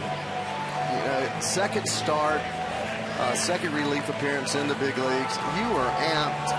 I mean, like nothing you've ever experienced. I don't care how much you pitch in college or professional baseball in the minor leagues. You get to the big leagues and you get out there and you're a relief pitcher and you're a young man, it's going to take you a little while to get settled in, and that's why you seldom see a guy that is Drew Storen's age as a closer. Well, he's just flying open here, Ray. That's way inside. Infante has not pinch hit this year. He's a .232 hitter for the Marlins this year. He's a contact guy. If he gets on base, Drew Storn will be in this game. That's a strike. High in the zone, inner half. Yeah, always. That's why you want to give him the bases clean, because you just got to give him a little bit of room. But if they get one more base runner, Hanley Ramirez bats in this game again, barring a double play. Ball 2.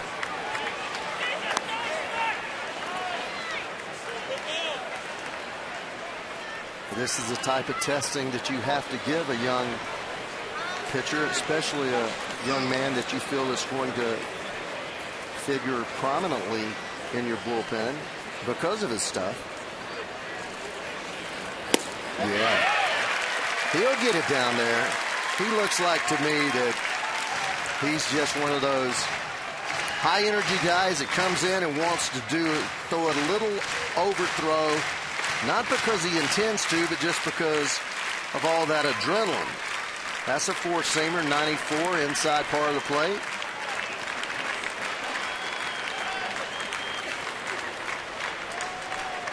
Two count. Pop up. Playable for Pudge. There goes the mask. There's the catch. 1 out. Next up will be Chris Coughlin. Where'd Pudge? That mask ended up all the way at the. Isn't that nice? Yeah, if they had an Olympic mask chucking team, he'd be the gold medalist.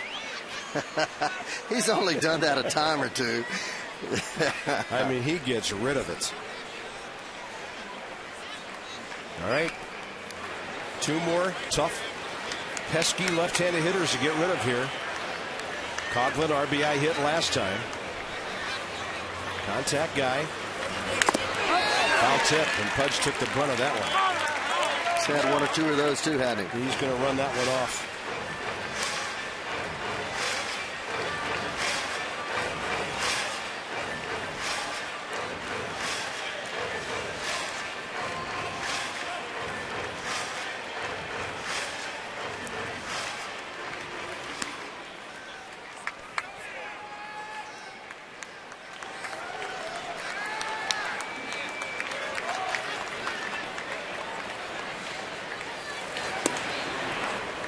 Might have been the splitter right there. Ball moving down and away from a left-hander. Yeah, 83 miles an hour, I would guess that it would be.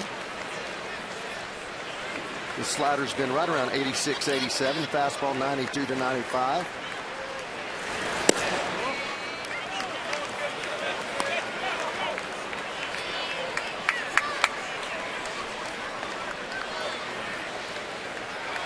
Don't try to get it over too quickly, kid. Just take your time. Deep breath, and let your natural ability take care of it. Action ball right side, LaRoche. One play to the pitcher. Very well played.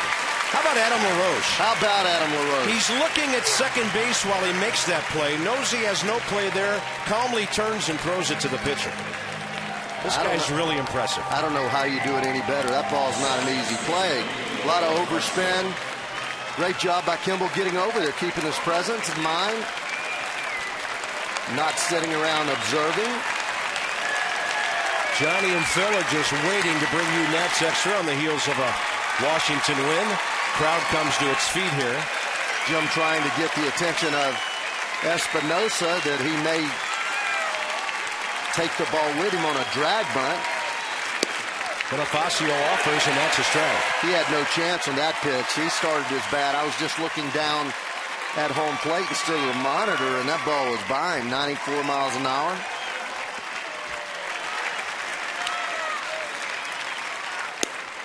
Oh, yeah. See, he just needs a little time. They need a little time.